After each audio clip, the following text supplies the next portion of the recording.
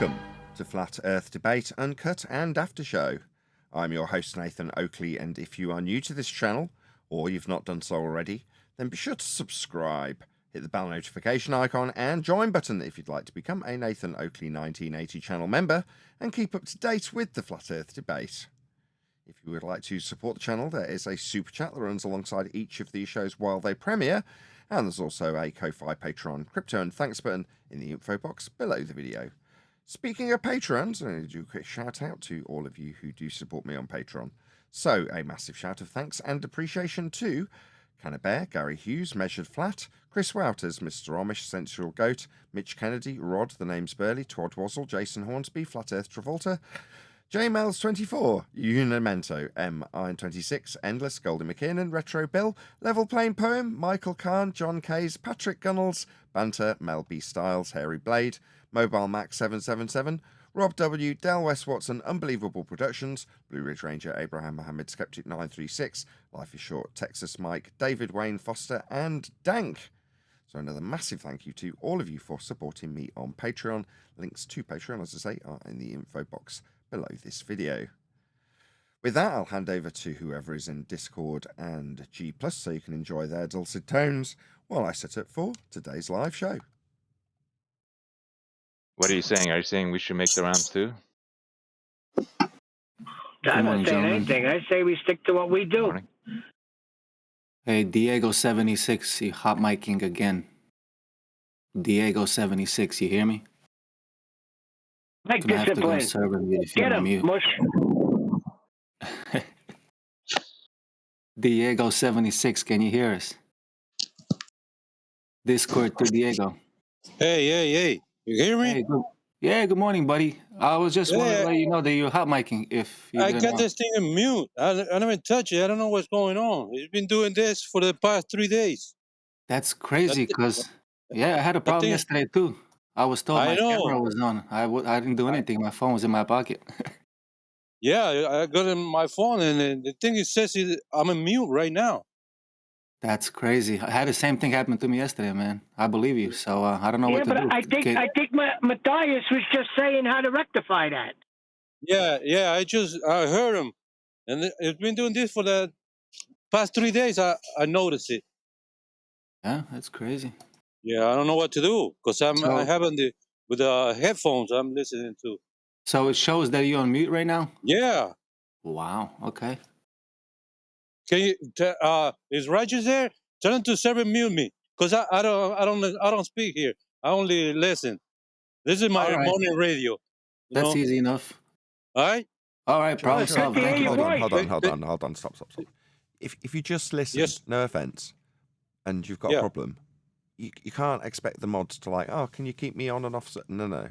You just listen after the fact, because you're creating work for the mods. If you can't figure out how to mute, you just last 3 days you've just caused audio chaos. You know, I can't have that. Nathan, did So you he's hear what gonna I be said? server muted for good. He doesn't talk at all. What he's saying is keep him server muted for just keep him server muted. Oh, 'cause he that's doesn't different. talk. Oh, so, my bad. Because I Yeah. thought you were saying, Yes. oh, and when I, prompt you, No. take me off. No, the thing it showed me. Yeah, it shows me that I am mute right now. I never touched it. I never had any problem before.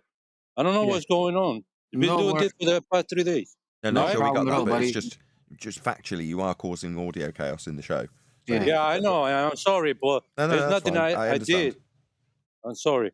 No All problem, right? bro. So I'll put you on a server mute right now, and if you ever want to speak, just tag me. Yeah, all right. Thank you, guys. All right, bro. Enjoy your day, All right. man. All right, bye.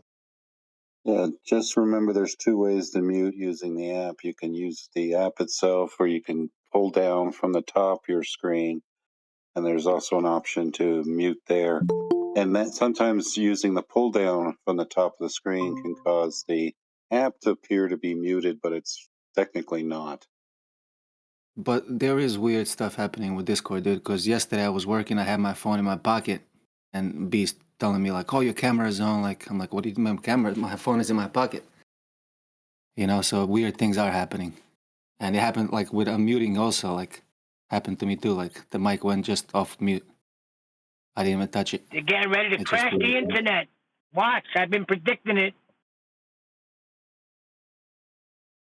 No, it's just Discord's been mean, doing a ton of hack the updates internet? lately, so Discord, offer up your messages to the highest bidder. You know that, right? Clearly not. What was that you just said, Nathan? Every message exchange you have Huh? ever taken part in on Discord is available to purchase. It's for sale. If you were unaware of that, oh well, now you are. was this announced? I never leave any messages on Discord. I've never sent a single message in there as far as I'm aware. Maybe that's What? not true, and there might be one that you're like, oh, you sent this, just ask to be let in a room. I'm like, okay, fine. But you know what I mean? I don't use it as that. I don't use it for that, as you well know. But who is it being sold to? The band constantly. Look, Sorry, I think go it ahead. sounds like there's a lot of Google searches people need to start doing. On your way, on you go. Don't be asking me. Just go and search it out. You'll find out for yourself. Also, that's the second time it's sold. The first time it's sold is actually to the government. They get it. They get access to it no matter what. And then a corporation can buy it. We live in a day and age where you can be sold a product that says, we specifically sell this product to you because we won't sell your data. 12 months later, they'll sell your data. I love it. What a world.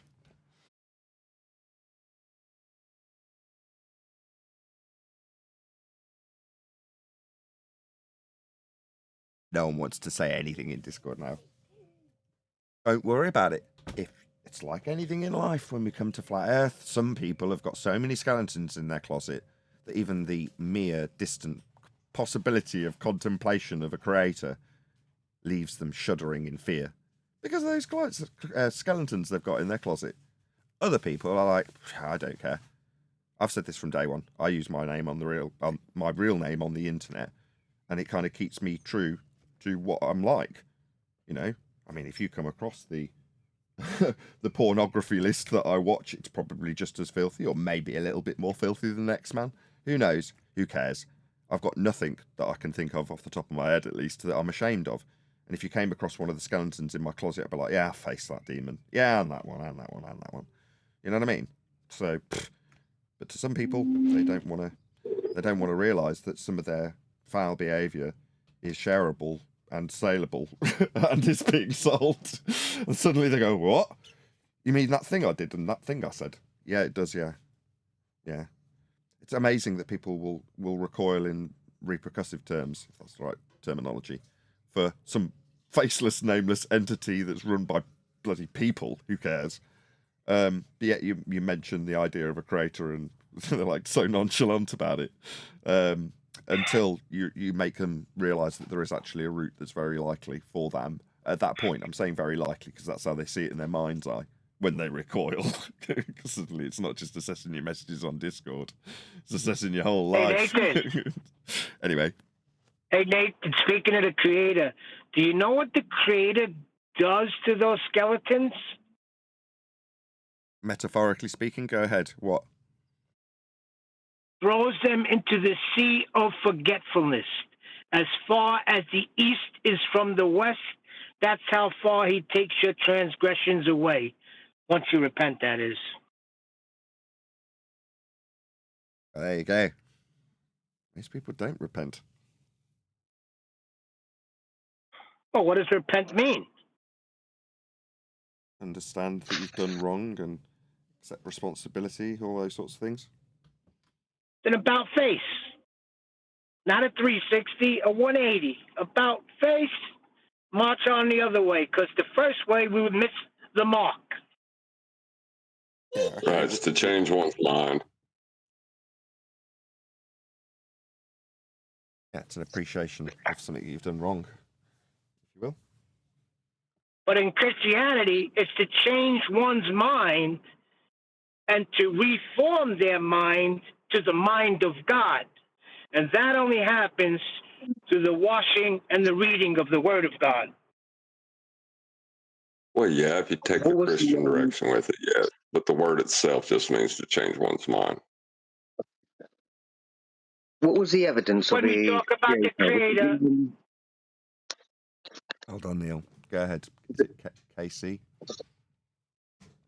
Sorry. Go ahead.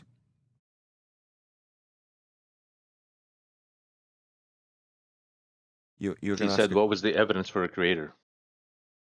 Yeah, was it information must have a knower or something like that? You could oversimplify it that way, but yeah, in essence.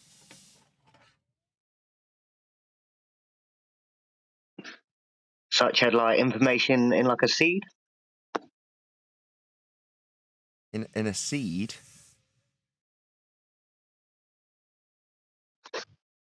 Yeah, for the seed to have the information to be a tree, would that be information that must be created by a knower, intelligent agent? Yeah.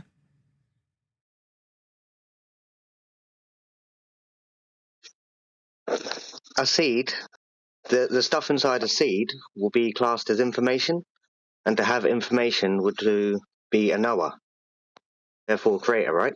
You're oversimplifying the path of origin, but yeah, in essence, yes. If you take that back to its origins, you can either go in circles with chicken and egg, yeah, which is otherwise defined in this argument, which is not my argument. This isn't my argument, but I know it. It's an infinite regress fallacy. Okay. Then you start looking outside of the fallacy that goes round and round in circles. Who made the creator's creator? Right? Chicken or egg?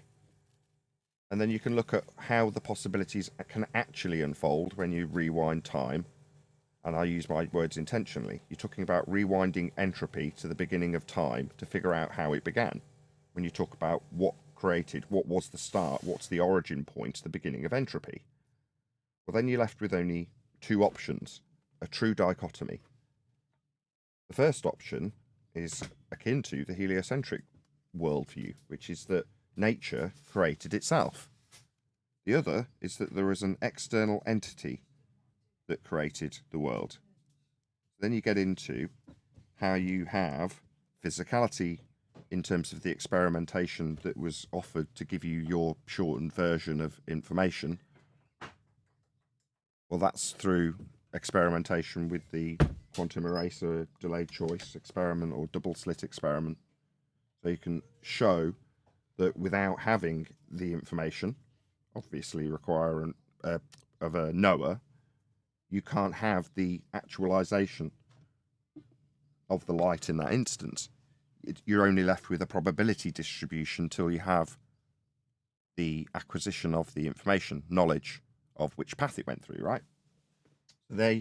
At that point, when you know that, with the experimental validity, you can answer the ontological primitives. Well, the first option violates a natural law. So, although I didn't detail the first law of thermodynamics, you can't have nature creating itself when it's a law of nature that nature can't do that. So then you're only left with the other option, which is that there must have been an external entity. So when you then know all of those three factors, you only have one conclusion. At the start, there must have been an external entity in order to have the information and start the actualization of anything in physical terms, completely excluding the antithesis and other side of the dichotomy, which is to say that nature violated the first law of thermodynamics and poofed itself into existence. You can only have one conclusion. There is a God.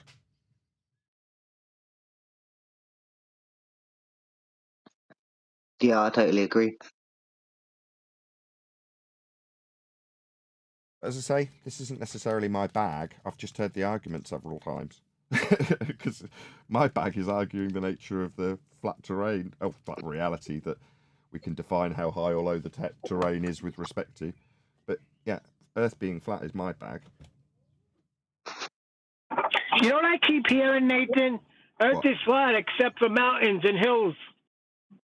Yeah, we know how high they are with respect to the horizontal plane of reference. Just stupid argument.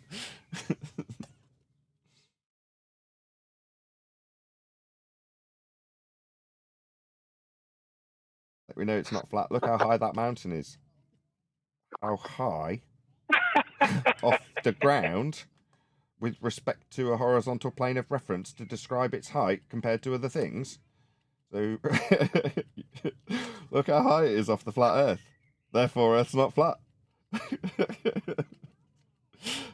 It's just such a silly argument, though, isn't it? And it's coming from flat earthers who just don't appreciate us diluting this down to the most simplistic of terms. We measure Earth flat. That's how it is. That's how it's dealt with. That's how it functionally operates to this day. We don't like that. We've got a much better argument. All right. Okay. Well. Yeah. Good for you. The argument, the much better argument is, I measured Earth to be not flat. Okay, Bev. With respect. Off you go. With respect to a horizontal plane of reference, so we can show how not flat it is. Okay. I mean, it has become laughable. Originally, when we first heard this, it did frustrate me a little bit. I mean, a little tiny bit. Because at first you don't know how the semantics actually lie. And then after a little time you realise the absurdity of their position. Mostly thanks to John pointing it out over and over again. You refracted as opposed to QE. Well, frustrating is because it's like, what are you doing? You say you're a flat earther. What are you doing when we got the silver bullet? We got it cocked in the barrel. All you got to do is pull the trigger, and you're saying no. I do not get it, and that's the frustrating part.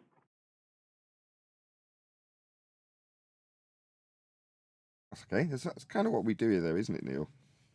Keep banging the same drum. What we do. Yeah, and that's what I was asked. So since Witsit's making his rounds, shouldn't we? I said, no, we just continue to do what we do. Right? I don't know, when people compare me to other people, I try and avoid doing it myself. In other words, I have a path that I'm envisaging, if that's the correct word, that I can visualize in my mind where I need to be and how I need to get there and what I need to do, and if there's any obstacles that get in the way, you deal with them as and when they present themselves reactively. But from a proactive point of view, I kind of know what I want to do and how I want to achieve it, and you know, a lot of it does have to do with consistency and not burning myself out, and not falling under financially, things like that.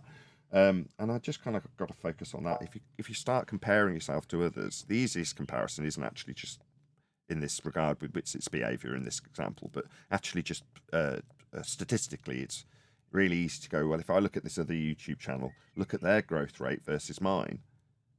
Or if you're a particularly miserable sod, look at that channel, look how worse he's... And I mean, you just drive yourself nuts, regardless of your inclination either way, for the positive or for the negative.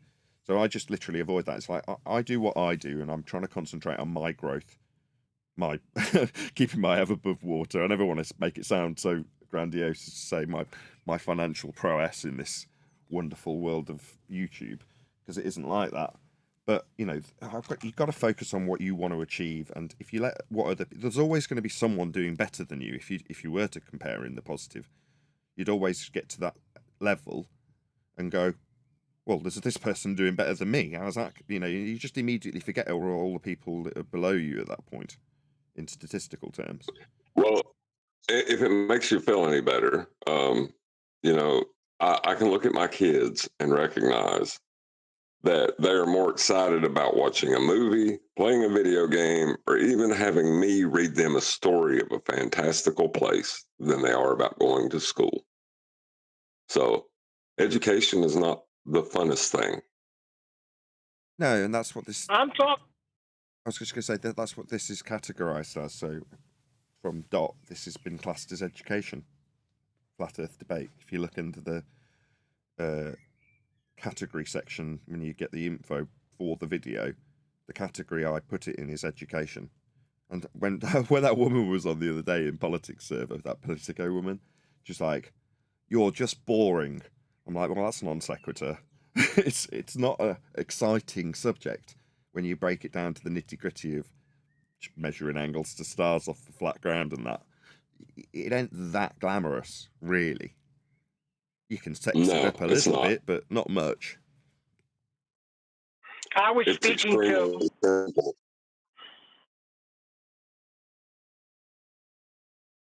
One more time, John. I just said it's extremely simple, but in its simplicity, there is complexities that need to be discussed. But that's where people end up with their religious faiths, you know? Yeah. I was speaking more to what Witsit is actually doing. And they said, should we be going out? I say no. I say just bang the drum slowly like we've been doing. Not comparing. I know you are because you run a YouTube channel. But I could care less. I do care about the information that he's putting out there. Sure. I mean, there's been a couple of times that I've ventured out in the last year or so. One I got paid to do, and the other was on principle of hate because it was Charles. So I went on his channel to tear a strip off him when he lied through his back teeth about not even needing an R value. And he started doing it again, but I had to sort of rein myself in pretty quick because I've got a particular, you know, I despise teachers that lie to kids and know they are. Charles is one of them, so I despise Charles. It is a flaw in my character because I get very angry very quickly with him and other teachers that are like him in this arena. Katz was another one. I just couldn't seem to control my temper with him. My blood would boil really quickly. That is not a flaw in your character.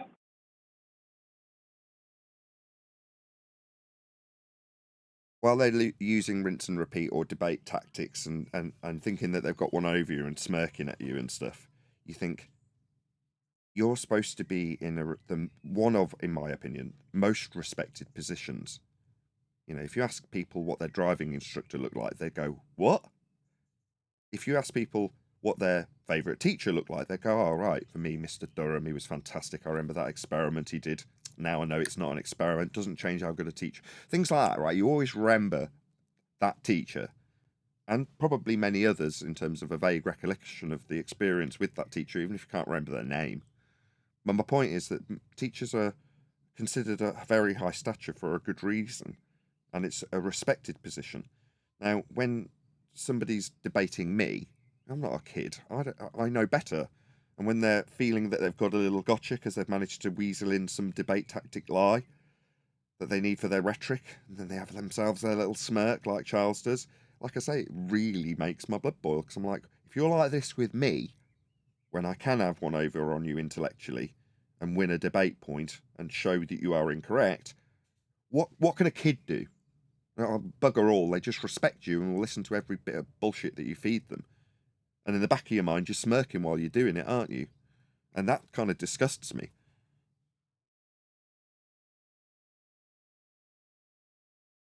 Yeah. But I'll tell you what, his name, Flat Earth Math, it's so, it's not ironic. What do you call that? That he would call himself Flat Earth Math, and then it turns out all their math uses the flat Earth. Yeah, it's irony that he's used it to dupe flat earthers into thinking that he's on their side when he first leaves a comment that seems like it's in support of their position when they don't know him. And then he reveals that he's actually a glober. Oh, no, I go by flat earth math because I show how wrong it is. Oh, how ironic. Because we would call you flat earth math because everybody uses flat earth math. Earth's measured flat. His name testifies that he's a weasel. Yeah, I'd agree with that too.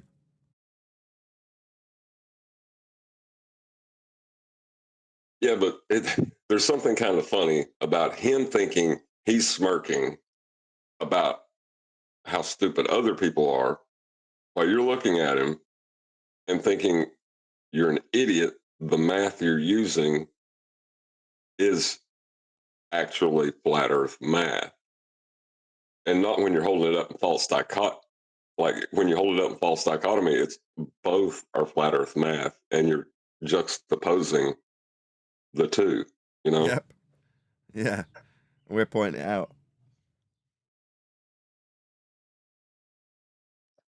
Get out of the black swan.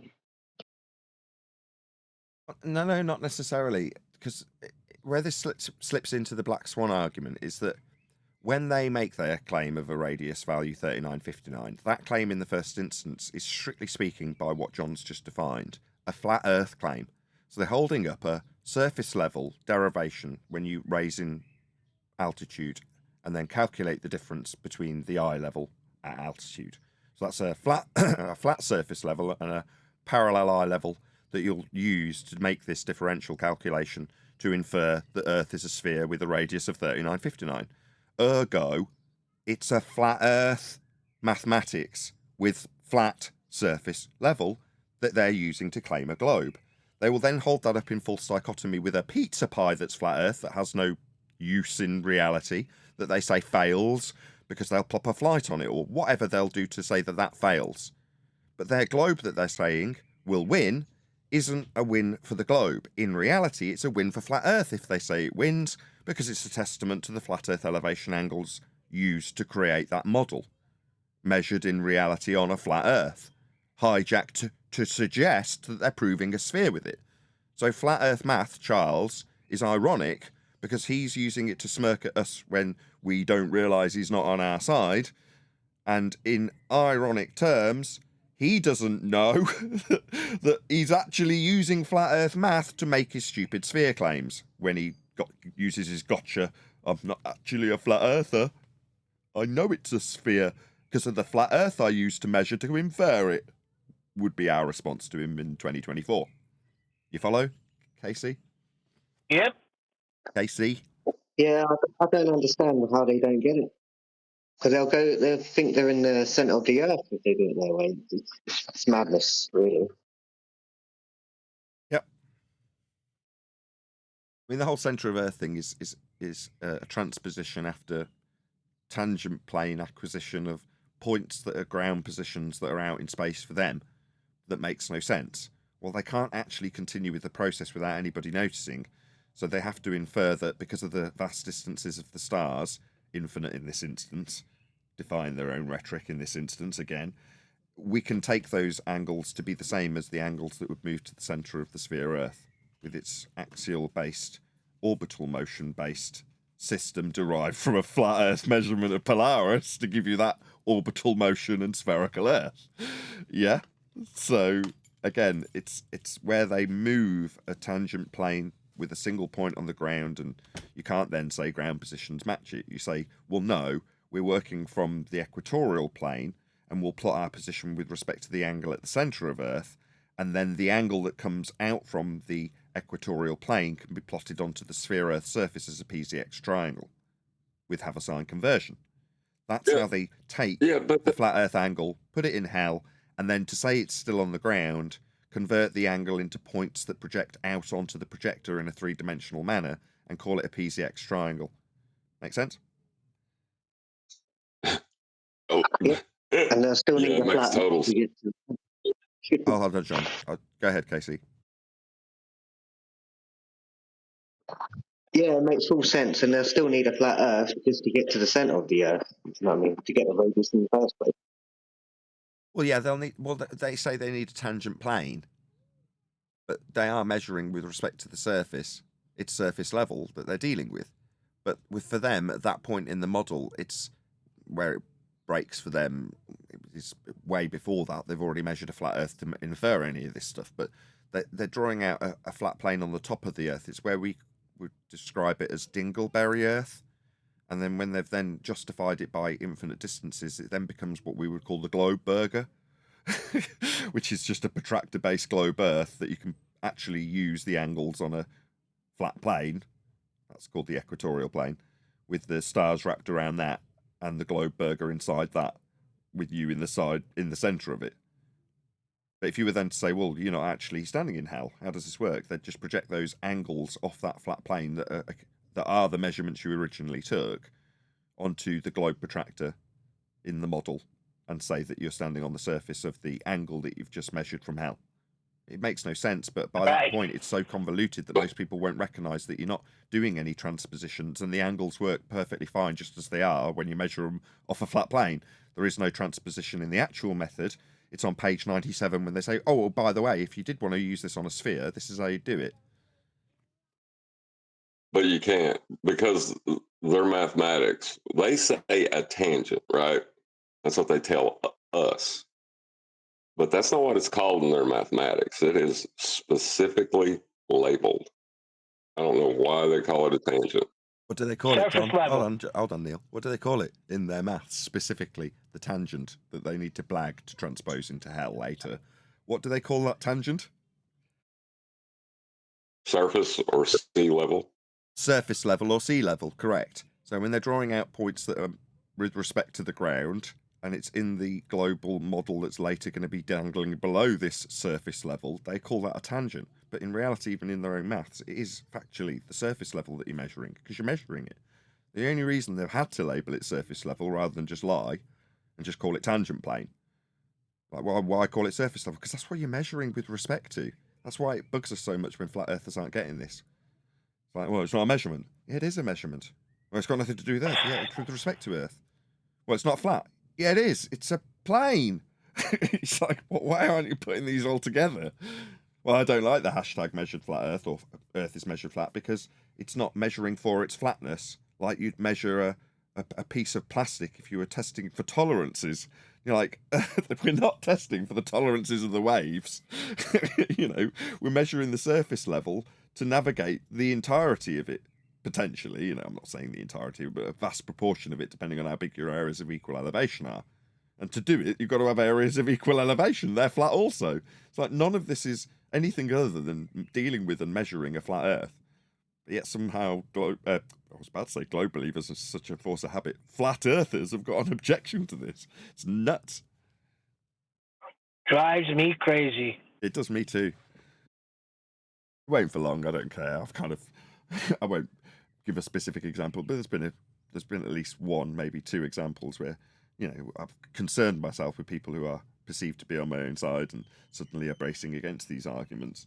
And within a very short period of time, they express their frustration in misunderstanding or ignorance more than anything, and then project it onto me, and I'm like, I just quickly lose respect and go, I stop caring about them, so I'll stop caring about their ignorance. And it's like, well, that's a quick, very rapid downhill slope in that regard. And I kind of put that out a couple of shows ago, and I'm like, no, I've kind of got to the end of this crap now. If you don't get this and I've explained it, I'll just call you dumb, because it isn't that complicated. It really is not. It's not like the Black Swan, where you have to understand logical consistency, the phraseology, and modus tollens as a concept. Understand what the picture is showing, where the rebuttal may come in terms of what's in the picture, intentional with refracted cranes, and then understand how to overcome that by winning and pointing out that's where they relinquish their model, etc., etc. That is complicated. This isn't. We measure Earth; it is flat. Is it? I mean, it really isn't complicated. So, Yeah, I was you're just going to say, going to ruin measurements every are not conclusion, Neil. complicated. You've got to bite your tongue, Neil. You've got to. That was like the conclusion to about a 3-minute rant, and you're just waiting for your turn to talk, and then apologising, and then telling me your mic, blah, blah, blah. Please stop doing it, please. I'm getting, like, literally at the moment, the more I tell you not to do it, the more you're doing it.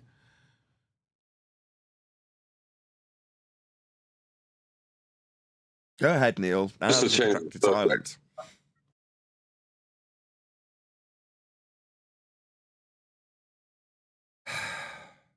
This is almost as irritating. Right, but yesterday, I don't want to mention names because accuracy was brought up, that celestial navigation using a sextant isn't that accurate. But to describe accuracy, you need a baseline to judge from what tolerance you're in. So how do we know it's not accurate as the baseline? Well, we could compare it to the measurements of latitude or the maps that have been derived within those processes as a reference, and see how close you come to, say, a particular point, a location on a landmass when you navigated to it. And then you could say we were off by 1/4 of a mile and we reached the next town over when we got to the coast, for example. That would be a way of actually showing with the process how close you came to the exact location if you were very specific, as opposed to, I'd rather not die at sea, I'm going to head to England. You know what I mean? But no, unless I arrive in Brighton very specifically, I'm not going. You're like, yeah, you could use that as a yardstick for how accurate after the fact once you did the process. But you'd need quite a few things in order to do that. You'd need the ground to be the horizontal plane of reference that you used in the methodology and compared to after the fact to see how close you got. Yep. That was like, I like Matthias. He's a cool guy. And I hate to see when people get tripped up with wordplay. And it's just wordplay. They're conceding immediately when they say the term accuracy that, yeah, we're using a horizontal plane of reference called sea level or mean sea level to describe where these points are going to be on Earth. Yeah. But that's not accurate if you use a sextant. It's like, this happened God, previously with an extra aspect added on, which is me and Brian with dip correction. So, in essence, based on this argument, my argument to Brian when he says you must understand the importance of dip correction, now after the fact, probably 18 months, 2 years later, you must measure Earth flat to do dip correction. It's a very important point, and I just didn't get it. What was my response to Brian? You don't need it. Because of the type of methodology when you're measuring Earth flat, you could be off a little bit if you don't make this correction. But in the grand scheme of the circles of equal elevation and the overall objective to find land when you're lost, find your way home if you've lost your direction bearings, then who cares if it's out by 2%, which is probably how much you'd be out by if you didn't, you left out a couple of steps in terms of the minuscule correction to surface level, because you need the horizontal plane to be parallel with it when you take these measurements. Nevertheless, my argument to Brian, it doesn't actually matter that much. If you just took the point of dissolution, measured it with the sextant and didn't do dip correction, your result would be pretty much the same. You might be a tiny bit, but it wouldn't matter. Brian got so angry with me because in my ignorance of dip correction and understanding how it's actually done and not really wanting to learn it so I could fully appreciate and understand it, I just looked for an excuse to undermine the argument as I saw it. Because I saw it as, well, you're still getting to your end location when you know where you are, and you're still drawing out areas of equal elevation. You're still drawing 90 to the star. All of these prove a flat Earth. What more do you bloody need? Why do I need to learn this dip correction? It's not even that important for the accuracy. You wouldn't be off by anywhere near enough to not save your life if you needed to use this process. So who bloody cares? Well, it's critical because once you understand that process, you understand that it's part of now my justification for saying Earth is measured flat. Because it is, and that's one of the examples of it. Now, if I'd have got that, let's call it 12 months ago, number one, I wouldn't have ended in a blazing row with Brian, with him going, you stupid idiot, you're just not getting this. You don't understand how fundamentally critical it is to proving Earth's flat, because you've got other examples within the process that also do it. This comes before him, so you better damn well learn it, was his attitude, because you're going to be proving Earth flat with it. But me, I'm like, it doesn't even matter for the accuracy, because I'm missing the wood for the trees. I'm seeing my objection as the point that is relevant to his overriding flat Earth measurement. It's like, I can understand now, looking back on it, why he was so frustrated with me. But with 2020 hindsight and that as an example, I can now say, well, if we keep banging the same drum, eventually the penny will drop for many others. And I like it. There's been, in every single point that we've gone through on Flat Earth debate, there's been plenty of examples where people have told me, it took me 6 months to get this. The penny dropped when this guy on the panel, Neil, said this. And as soon as he said it, I got it. It just instantly clicked. All of the different parts of it I understood. Doesn't matter if it's gas pressure without a container, elevation angle measurements. Doesn't matter if it's whichever, Black Swan. They're all the same in terms of the response. It's not instant. People don't just immediately get it. After about 6 months of you barking on about it over and over again and people bracing against it, till they go, now I understand it. And that timeline is massively variable for different people. What the subject is, their intellect level, there's all sorts of different factors that would vary how long it takes someone to get a really good argument. of all of them, would you guys agree this is the most basic? It's the most easy to understand, and it's the most impactful. It's the silver bullet that everyone wanted. Yeah, on all levels, right? Whether you're talking about the instruments, the axioms, everything involved around it requires or measures a plane of reference. And that plane of reference must either be the Earth or parallel with the Earth. Precisely. There's no getting around it. Yeah, there is no getting around it. They utilize it in their declarations on many, in multiple examples that we can easily reference. And even if we give it you in a few sentences without specifically citing an individual, you, if you're a flat earther, will have heard this already. Well, of course we measure it flat. It's so big.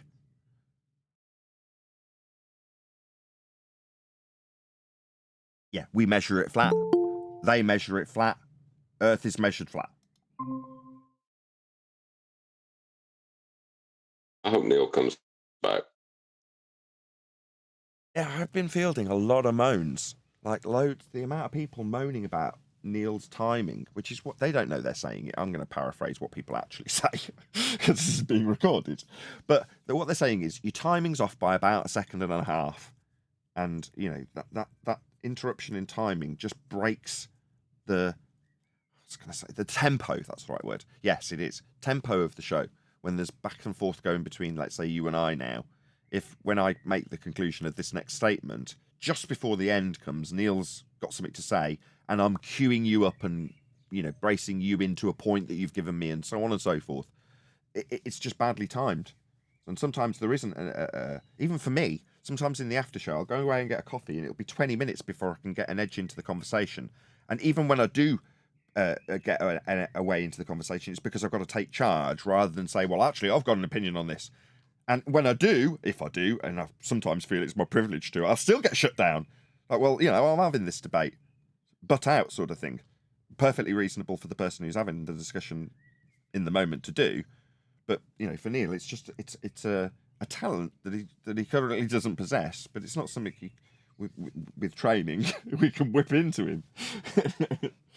But he's just got timing issues. He's literally off when he interrupts by about a second and a half. That's it.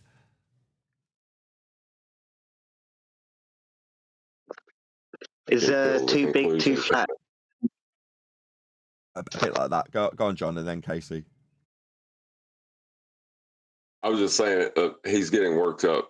Like you said, your 3-minute rant, he's getting worked up by the point that you're drawing, and he wants to get to the end of it because he's excited.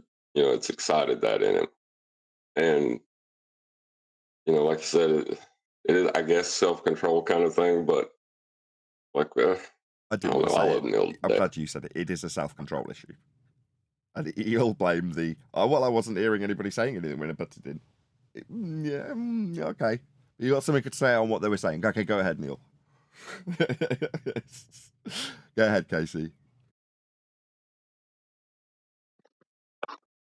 Oh, I was just responding when you're saying Earth too big, it's flat. That would imply like the disco ball, wouldn't it? The mirrored one. Yeah, but that's exactly. I'm glad you put it in that way. So the way that the baller will phrase it to you is that you focus on the disco ball aspect of it. So it's still a ball. It's just lots of flat sections on the ball. Okay, yeah, we're all familiar. 2015 to let's say 2023 approximately. Fine. What I'm saying is let's just break down precisely what they've just said there. Yes, we measure it flat. So now let's strip away all of the other shiny bits of disco ball and look at the bit we're dealing with. That's Earth. How are they dealing with it? Flat. How specifically are they dealing with it flat? They're measuring it flat and building on it flat. Now suddenly, without all the other disco glitter ball around that section of Earth that we're measuring and building on flat, we can now, with hyper specificity and focus, look at just what they're actually doing. Not focus on the apologetics that come after the fact and think about disco ball Earth and how they're describing it, because we're conceptualizing it into what it is in their rhetoric. No, let's just focus on how they actually dealt with the Earth, not their apologies for how it's a disco ball after the fact, not how it's locally flat. What does locally flat mean? We measure Earth flat is what that actually means, not let's all imagine that just this small area is flat when we deal with it for building. And it's only because we don't want to topple over, we don't deal with it spherical. It'd be inappropriate. It's because it's so big, we can take this small area to be built on, measured, dealt with flat. So ignore all the apologetics about how we don't do stuff that's spherical, because it's irrelevant. How we do deal with it, for them, is flat. Sod the rest of it. Let's not worry about going over the angles of the tangent planes that they tell us it is. The tangent plane is the bit that they're measuring. If they're going to introduce the idea that it has to be a plane that's a tangent to a sphere that they're not actually measuring in apologetics. No, what they're actually measuring, and have disclaimed it for 10 years for me in debate, is Earth measured flat for them and us and everybody. Forget the apologies, who cares about them? Right. Yeah, the circle of equal elevation didn't work. Hold on, John. Go ahead, Casey. The circle of equal elevation won't work on a disco ball either anyway, so there goes that one.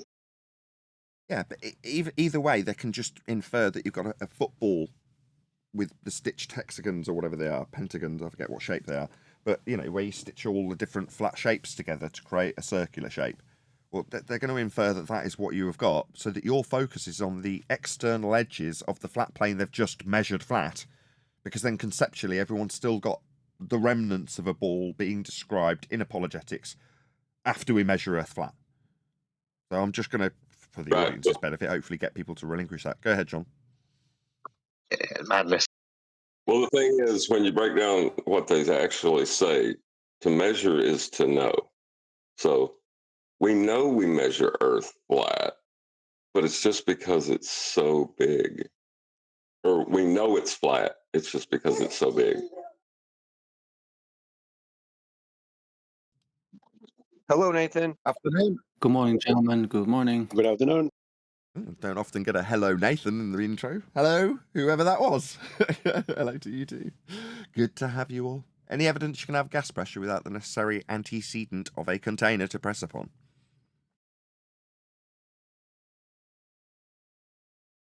The concept that there's an infinitely expanding area of space above our head comes from the celestial sphere model that's based on a flat plane. Everything okay, Righteous? Yeah, everything's good. Okay, cool. You only normally join when there's something going awry. So, yeah. Well, not always, but okay. We're going to be covering Witsit by popular demand. So several people contacted me personally, and several people left comments in other videos that they wanted to cover this. So just before I started recording, I did take the time to go through the first section, because it tends to be the case that there's a bit of maybe argy-bargy, waffle, whatever you want to call it, at the beginning of each of these shows, when you want to get down to the nitty-gritty of what their debating points are. So, for those of you who want to check this out, maybe leave them a comment, let them know. Nathan Oakley 1980 on YouTube sent me. I'll stick a link to this video, if I can, there we go, copy. I'll even stick it in with the live stream chat. So as is normally the case, you can let this videographer know, being the Baptist Bias is the name of the channel over on Rumble, that Nathan Oakley 1980 on YouTube sent me. And we're going to be covering this today. But so you know what happened in the first 17 minutes and 25 seconds of the video, as I've just literally gone through it. After the general introductions, there was I'm going to say it's 10 minutes. I was spinning my way through it, so I don't know the exact amount of time, but it seemed like about 10 minutes of Owen Benjamin basically telling the guy on the right, don't add hom. And the guy was really reluctant to just say, no, okay, fine, I won't use this logical fallacy. It took 10 minutes, and Owen Benjamin had to get pretty stern in that 10 minutes. So there you go. If you want to check that out, you can listen to 10 minutes of Owen Benjamin going, no, it's not reasonable. It's not part of the debate. I just want you to concede here and now that you won't add hom. What's wrong with it? You know, that was kind of what the general theme of it was, and probably why Witsit's got this grin on his face when they actually get to starting, which is about now at about the 17-minute mark. So has anybody in the Discord server watched this? already? Yeah, I saw the first 10-15 minutes where Well, that's Owen useless Benjamin is to going. us. Because that was Owen Benjamin saying, let's not ad hom. That's pretty much it. Yep. Anybody actually watch He the said he's debate? gonna blow the horn in the guy's in a screen. He has a horn. So every time this guy commits logical fallacy, he said he's gonna blow the horn. Who did? Owen Benjamin? Owen Benjamin, yeah. You'll see. I hate this already. I mean, even Yeah. when it's my own and it's Quantum Eraser with his soundboard, I cringe and just think of 1980s disc jockeys. You ever seen The Simpsons when they show the radio DJs out at some event like a football game and they're actually at the back of the stand rolling the records, and then you see them honking the horns and doing the and all that sort of stupid stuff along with their gags. And you're like, oh, this is so cringe. There we go. Obviously, that's what the masses want: honking horns and soundboard effects. It's just, I don't know. I don't make out like I'm some highbrow toff or anything, but it just makes me cringe. Anyway, enough about that. Anybody else that's actually watched the debate? As I say, plenty of people got in touch with me about this, so I would expect at least one person to say, yes, I've watched this. I was offended because blah, blah, blah, blah, blah. Oh, wow. Literally nobody's watched it. Okay, well, it's obviously just the people in the YouTube chat. I'm sure there's going to be a few people that say they've watched it from the chat. Please let me know if you had any comments on it on the YouTube chat. Hopefully that's given enough people time to have left a comment on that videographer. As I say, it's the Baptist Bias channel, and the actual video is called Flat Earth Debate, Austin Witsit versus Jonathan Shelley with Owen Benjamin, the Baptist Bias. There you go, check it out. Hopefully a few of you, as I say, have left a very nice and polite comment that says or indicates that we have covered this video by basically saying Nathan Oakley sent me. So, should we crack on? If there are any comments, please give them now. I'm literally about to press play, but I'll give a couple of seconds in case anybody's got any comment before we do start. Okie dokie then. We're going to start the clock. We are. We're going to end up friends after this. We will. You'll see. I'm going to start the clock at 5 minutes. And so Witsit is arguing in the affirmative that the Earth is a flat, not moving plane. Pastor Shelley is arguing against that it is a spinning ball in a vacuum. All right? So that's the parameters. All right, let's kick this thing off. Let me get my little clock. Yeah, break down the false dichotomy that is flat Earth versus flat Earth then. Go ahead. Well, it is a false dichotomy, first of all, but he just challenged Witsit with the positive claim. No, it's part of their rhetoric. It's measured flat too. So the positive claim then becomes that you're standing on a sphere if you're going to use a claim structure for this, right? So immediately by stating Witsit has the positive claim, he's put it, he's switched the burden. No, I didn't catch that. I did not catch that because it was just after it was started. I was looking at things and gauges and such, but kudos, that was a good catch. Yeah, he's flipped the burden onto Witsit unjustifiedly because the other guy has the positive assertion that Earth is a sphere in a sky vacuum, an outrageous claim that requires an outrageous standard of evidence.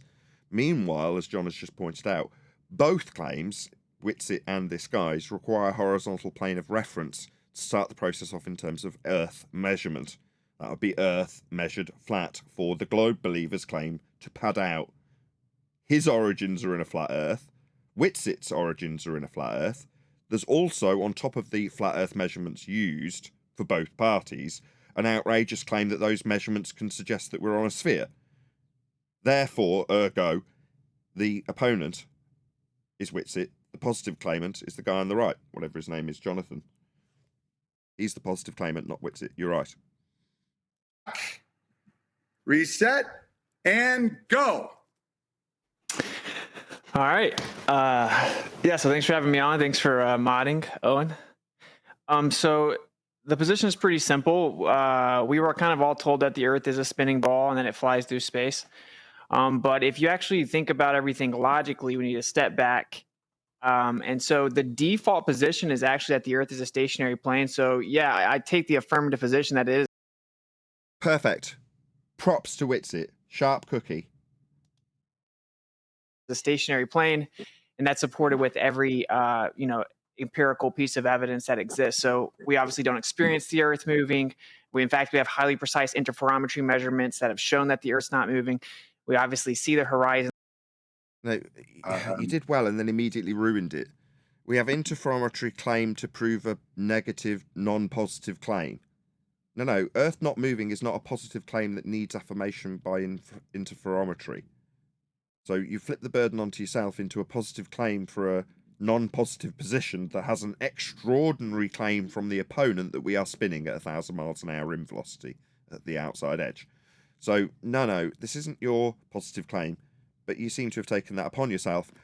I wonder why. Well, I wonder what else interferometry will be useful for Witsit in this debate.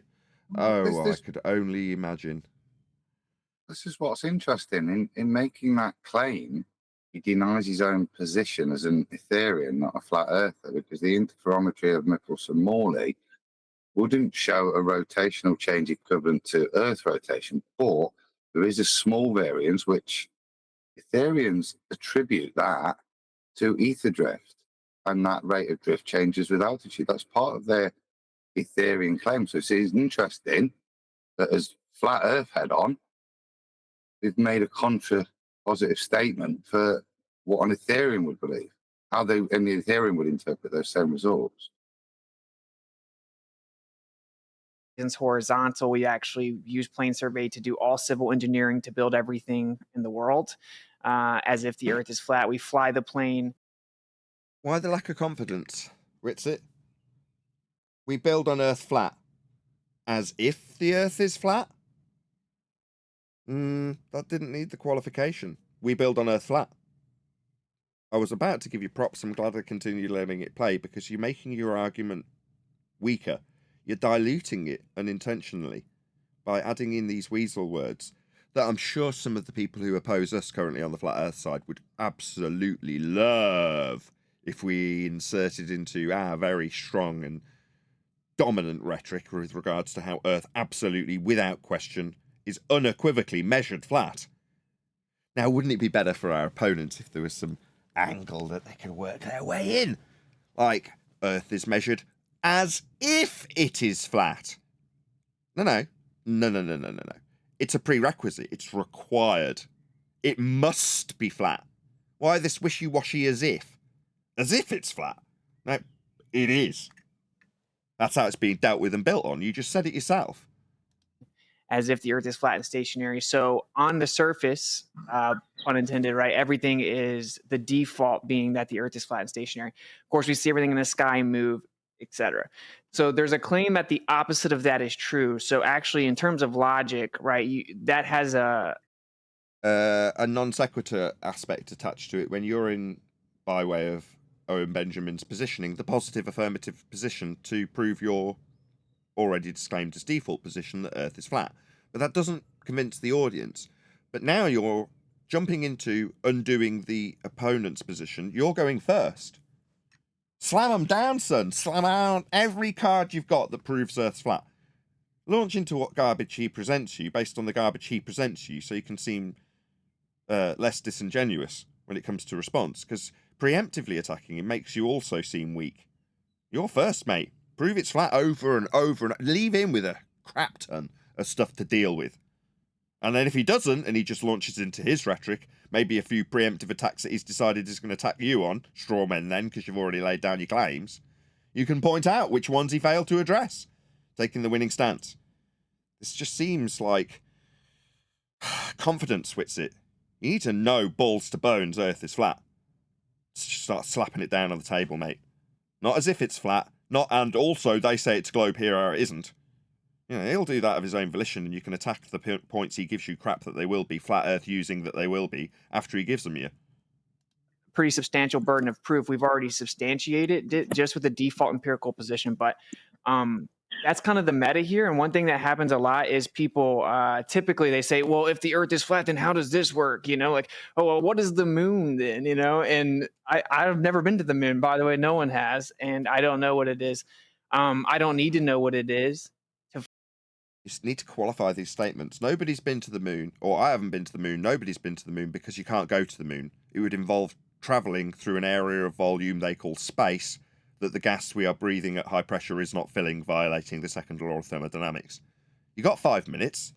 Slap them down, son. Slap them down. Falsify this claim that the Earth is a globe, right? So falsification is independent of replacement. That's important. You don't need to falsify it. It's not slapped down any cards yet. You should be slapping yours down. You just keep going back to this vomit of, I need to tell you that it's not a sphere. Hopefully we can keep that in mind going through the conversation, because if the tactic is just to say, if I can get a gotcha on the flat earther of how the whole universe works and somehow the Earth becomes a ball again, that's an illogical way to go about it. And then I'll go through some of the evidence. Again, this just seems weak. I've got to lay down all the terms of how it's not fair for me to lose. Win. Show your hand straight away. Is that we have that directly refute it. You go back into time, you get to 1887, Michelson-Morley. They did an interferometry test, and it showed that the Earth is not moving.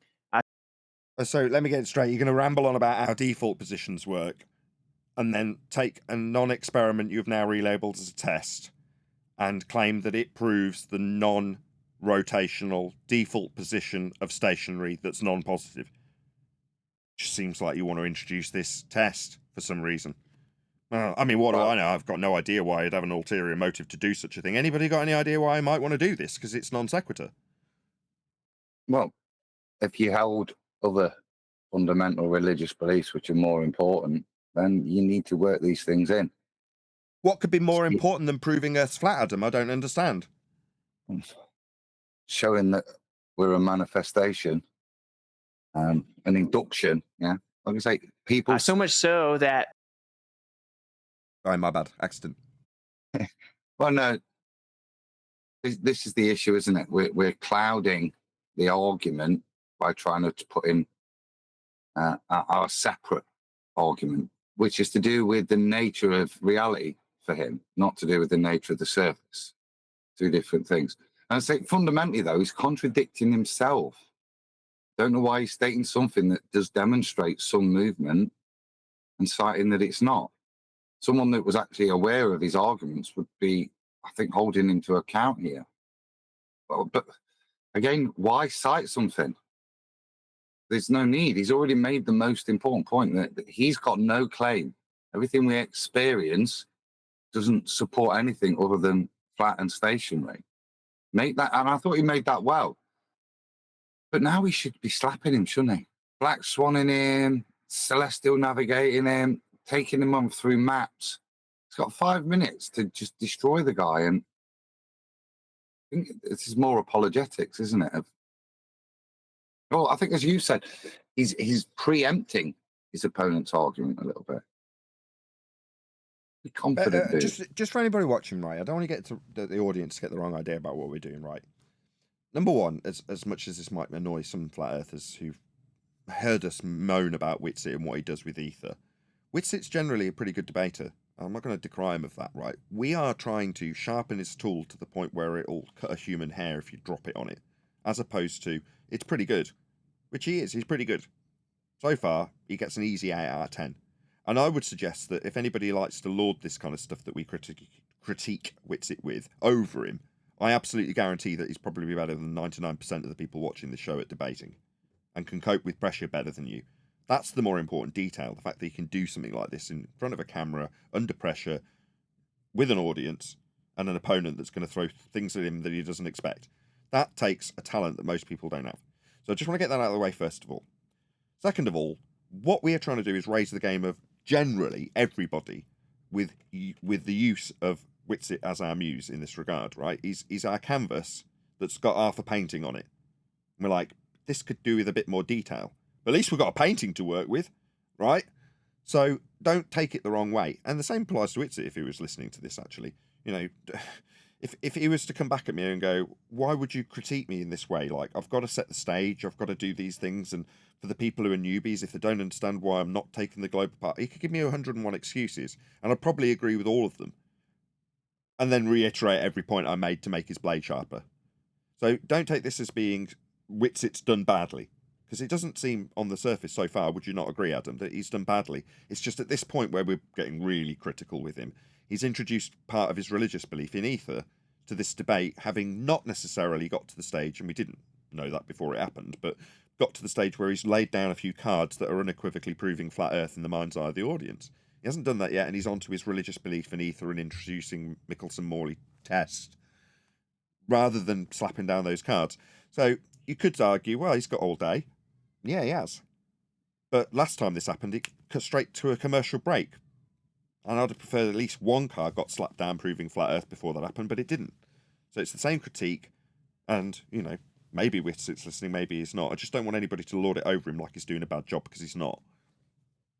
No. I mean, if anything, I'm talking to Witsit when I'm putting critique in, and it's no one's going to be sitting here going, "Oh, he doesn't know what he's talking about," etc. Yeah, I have ultimate respect for Witsit, yeah, but there's still parts of it that are disappointing because they're not to do with flat Earth, and I'll keep saying them again and again and again to his face. I'll say them, not bitching. Yeah, it's just apparent straight away. We're being sarcastic, a little bit of parody, but straight away we're off flat Earth. We're into ether, and it's not 2015. We've got something to be front-footed with. We've got something that we can slap down now and make a claim and make them deal with it and watch them flounder. And it's disappointment that we're now, 5th month into the year from front foot forward, and somebody as prominent as Witsit, who does know the argument, isn't using it. Yeah. Well, he's got all the elements already, and he's already put them down, which is useful for me, because he's already said, okay, they're going to be building with respect to a flat Earth, on a flat Earth, and Earth is a predisposed flat plane. It's the default position. So he's got all of the elements. So when you put all those together, you can concisely summarize that as Earth is measured flat. But he's wishy-washy and describing it as if it is flat to soften the blow when it doesn't need softening. It needs sharpening and strengthening and giving it more impact. But, you know, as far as I can see, if I laid this out to Witsit, if he was in front of me now, and I'm like, if I put all these elements that you've just given me in a certain order, can you understand how just declaring it as follows is a lot more impact? Earth is measured flat because of the predisposed flat position that we all take, how we have actually physically measured on it that you can show with examples of measurements, and the measurements are taken with respect to the horizontal plane of reference and sea level for elevation. So it's all being measured flat, dealt with flat. It's Earth as a flat plane that's being measured in your own examples. So would it not be beneficial to, in an impactful manner, slap that down on the table immediately, and then perhaps qualify why that is the case after you've really given some impact? Earth's measured flat, here's how. You already know the rest. You've given it us already, but you topped it off with as if flat rather than starting with Earth is measured flat, as you then described it to be. So, like I say, this is just a rearrangement of what he's already said. The fact that I've got the ingredients to be able to rearrange them makes my life so much easier when trying to communicate this point to other flat earthers. It's like, here you go. I assume you're not going to Witsit going, hang on a second, if I put all of what you just said together, you're basically saying Earth's measured flat. You can't say that. Nobody's doing that because it's diluted. You're like, why does it need to be diluted? It doesn't. It's our winning point. It's our silver bullet. What's that? You want to carve a few initials onto the silver bullet, maybe ruin how well it flew. No, let's not worry about whose initials are on the bullet. Let's just fire it. Yeah? Anyway. But the thing is, like, you don't ever, like you said, the if statement, you don't, the best you're going to do if you put a measurement into an if statement is affirm the consequence. But you'll, not to say that it's your conclusion will be wrong. It just makes your argument void. So it's frustrating. If you're going to do it, you need to take their claim away right away by addressing the angles that they're getting ready to steal off a flat plane. And that's all they're doing in the most simplistic of terms. They're stealing the angles off a flat plane. Those are the measurements that they're stealing, and it's Earth that they're stealing them from, and it's flat when they measure it to steal them. But it's all for the rebuttal, isn't it? There's no need to go where Refracted will go yet until the other guy speaks. Let him get it all out and then destroy him with what John said. But this is your opportunity now to say why it's flat, not why ballers even measure it flat to build a ball. This is just make the positive statements we can now make in 2024. Right, but that is a positive statement, what I just said. It must be flat to acquire an angle. That point needs to be driven home. Yes. Right, we'll crack on. The grappler named Einstein had to come in and change all physics and say that time slows down and the measuring rod contracted to deceive us into thinking that the Earth is stationary, and that's the modern claim of physics today. The grappler named Einstein, fair play with it. So just funny.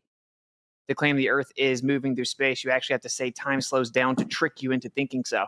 And that's a positive claim that literally can't be verified at all. That test has been replicated hundreds of times, even in modern history. So the interferometry measurements show that the Earth's not moving. Now we've got a juxtaposition between Einstein and Michelson-Morley.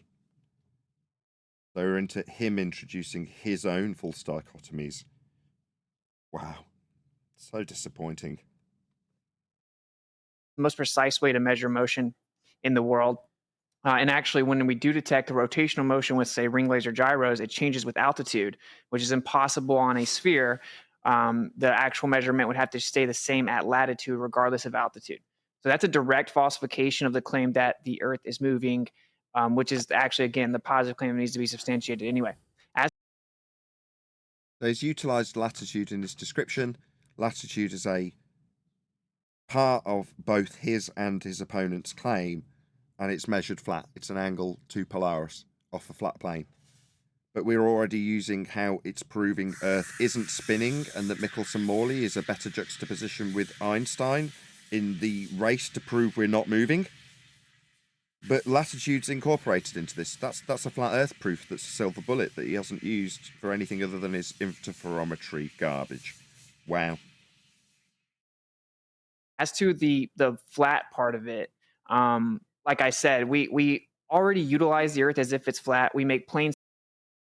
There it is again. As if it is flat. No, it is by your own example of them building on it flat. Referencing it as a flat plane and leveling it to that reference so that we can build things on it. You already understand this. And you understand that it's the default position, therefore doesn't, in your own estimation, even require proving. Now, we would agree, once you've laid down how the measurement proves we're measuring a flat plane, to do the things that you've justified, how we measure it as if it is flat. I really don't like this phraseology. Survey measurements. We literally measure the Earth to be flat. That's how we do civil engineering to build runways, railways. Now let's rewind that. So he did that. It was wishy-washy, then bold. Let's just hear it again. So that's a direct falsification of the claim that the Earth is moving, which is actually, again, the positive claim that needs to be substantiated anyway. As to the flat part of it, like I said, we already utilize the Earth as if it's flat. We make plane survey measurements. We literally measure the Earth to be flat. That's how we do civil engineering to build runways, railways, bridges. Our entire life is literally built upon the understanding the Earth's flat and the flat Earth measurements called plane survey measurements. What then happens is people... Perfect. Why didn't he open with that? That was epic, with the exception of the little bit of Weasley preamble, as if, end quote. That was almost perfect. Anybody disagree? He didn't use celestial navigation, he used plane surveying, but plane surveying, just as good. Why not? I don't care what you use, really.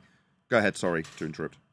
No, I agree. I'm not picking him up on the as if there, because if you take the full sentence, he's corrected it in himself. If you pause it at that point, you can critique it, but the point he makes is it is measured and built upon flat with surveying. Double down now with navigation, you know? because they can use the so biggie it's flat with surveying argument back. And then that's when you slap them with, how about biggie enough to an angle to Polaris? Is that biggie enough for you to have to incorporate curvature? You've got to put them down.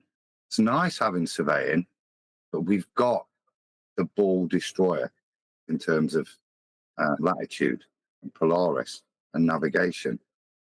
It's nice having the surveying in, but it's not the big gun. No, as far as it applies to the entirety of Earth, you're right. But when you're talking about the horizon, because his opponent will have to interject that at some point as a measurable Earth curvature. The thing is, with the surveying, you have a formula called rise over run, which measures slope, or it's a slope calculation, I'm sorry. So that sets you up for the slope if you have to use it. So slope being the deviation from horizontal to describe how slopey it is. And if you're describing something as a horizontal plane, obviously there is no deviation. Same applies to the horizon. So if you can introduce it at this stage, if I'm correct in reiterating what you say, John, you've then got an anchor point for the slope-a-dope argument if they start to infer that level isn't level anymore. Yes. Gotcha. I mean, this is pretty advanced stuff in terms of preempting what might happen here, and I've not watched this. Have either of you, Adam or John, or who else is on the panel, Righteous, No. have any of you watched this to know that might be a preemptive argument to have at this stage? I don't know if it is or not. It might be. I haven't watched it, but the bit I've seen is don't be preemptive. There's no need, is there? You're going to be able to destroy this guy. Don't give him your best ball destroying arguments yet. Just hammer home how flat it is. That's all I'd be doing now. If I've got 5 minutes, I was just pondering there, would I even, because I said I would at first, would I bring up the Black Swan, or would I just wait for the Black Swan? Once I've got him to reify his horizon, then I'd probably bring it in. I think at this point, it'd just be basics, talking about navigation, talking about elevation angles, and just laying that out. Using my 5 minutes there. Hold on, John. I don't want this to be triggering. I still want you to reiterate the preemptive aspect of the argument, even though Adam is then decrying it based on the position we are in the timeline of the discussion and what needs to be done at this stage. It doesn't mean I don't want you to keep doing it, but by the same token, I don't want it to annoy you to the point where you want to cut him off and go, no, it's still important and proving a flat Earth in this aspect, because you're still doing it perfectly. And that's not in being my favourite if anyone's watching. I want both sides of it. The preemptive aspect that we would look to the future with if we were in this debate, and, as Adam's putting it, and I'm not saying more agree, but, I would agree with Adam in the respect that, no, at this stage, you just need to be slapping the cards down. This is how it's proven. What you have to contend with from him after the fact is going to be weakened if everything you've done up until this point is just to prove it in the most simplistic of terms. So you're both right, and I just don't want you to argue about it as you're about to get into it. Who was Adam that was just about to round out? I was just saying, I'm not saying that you should give them the slope-a-dope argument using the horizon. At this point, you should introduce rise over run as a proof it's flat. And then just as you would introduce elevation angles as a proof it's flat. So when it comes back to them making a positive claim in their section where they open, then you can get them with the positive statements that they're not going to refute because they use them too. Right. Adam, did you have a bit to add on before I carry on playing? No, I'm not disagreeing with John. I'm saying I will use it, but just not yet. As keen as I am. The other thing I bring up is gas pressure, because there's a claim of rotation here, and I would hate to go anywhere near Coriolis, but I'd want to address it, and I think I would use gas pressure at this point and make a few simple statements of natural law. Not going much further than that. Like I say, I'm just stating facts right now. I want him to challenge them. Yeah, with his weak argument and weak rebuttals, and then I'll hit the detail. So yeah, I'd probably try and also work in my 5 minutes gas pressure, what its requirements or what its antecedent is. Okay, there's 112 people watching, and I can only assume it's because I've updated the title of the show and put Owen Benjamin and Witsit's name in it. And based on the amount of messages I had, lots of people did want us to cover this particular discussion. So I assume that's why the numbers are slightly higher than they would be at this particular point in the show. But if you've just joined us, very warm welcome to you. Please share the show if you've not done so already. Thank you to all of you who did share the show, because it's probably been enticing the people who've come that are extra to the normal 100 people that would have at this sort of time. So very warm welcome to you all. Please share the show. Smash the share button. It's only a couple of clicks and you can stick it on Facebook or X or wherever it is you share. Wherever it is you use will automatically appear in that little box underneath this video where it says share. So click it if you've not done so already, and a massive thank you if you have. We'll take those flat Earth measurements, stitch them together. Yeah, Adam didn't address the... Oh, I was saying, see how Adam didn't address the sky vacuum? He just said, make the statement that gas pressure requires a container, right? Because they're going to use the pressure gradient to try to claim that they don't need a container for the Earth to have gas pressure. Like, your opening in a debate should just be to get the facts on the table. That's your opener. I'd agree, and that's what I'm saying. I'd just make those statements of facts. We don't need to apply them to a spinning ball Earth. We can just make them as a statement of fact. Natural law, it's not arguable, yeah? But it's there for the record then. He's got to then disagree with natural law. So I'd just, like I say, just be getting those bits down. Claim the Earth's a globe with a presupposed R value. And so that's going to get into how we know for sure that this globe model that was brought to us by Jesuits is incorrect. We actually falsified the radius. So if the radius value is wrong, the entire model is wrong. Because the globe model's day and night cycle uses that, gravity uses that, distances on the Earth use that. Everything about the model boils down to the radius value of the sphere that is proposed. The way that we have falsified that, and there are many ways, we've shown that the horizon is in fact not physical, it's apparent. And we've seen the horizon over 10 times further than it needs to be, requiring the radius value to be 250,000 miles away. Basically just saying the R word, saying refraction doesn't make it true. You have to substantiate that. We also have line of sight radio wave transmission. Again, he's into preemptively dealing with certain aspects of certain arguments, in that case, Black Swan. No need. I mean, if you're going to use that as a tool in your arsenal, whip it out when it's time, but it kind of makes me think he's got a lack of... Yeah, now he made it. Go on. In the mind's eye of the person watching, he's, the presupposition is set that it's a sphere. Now we got to prove it's not, like we got to prove how not curved it is in that individual's mind now because of the way it's being set up. That go far beyond the limit of the curvature of the Earth, and microwave transmissions up to 10,000 miles, and it should get blocked at, say, a couple hundred miles.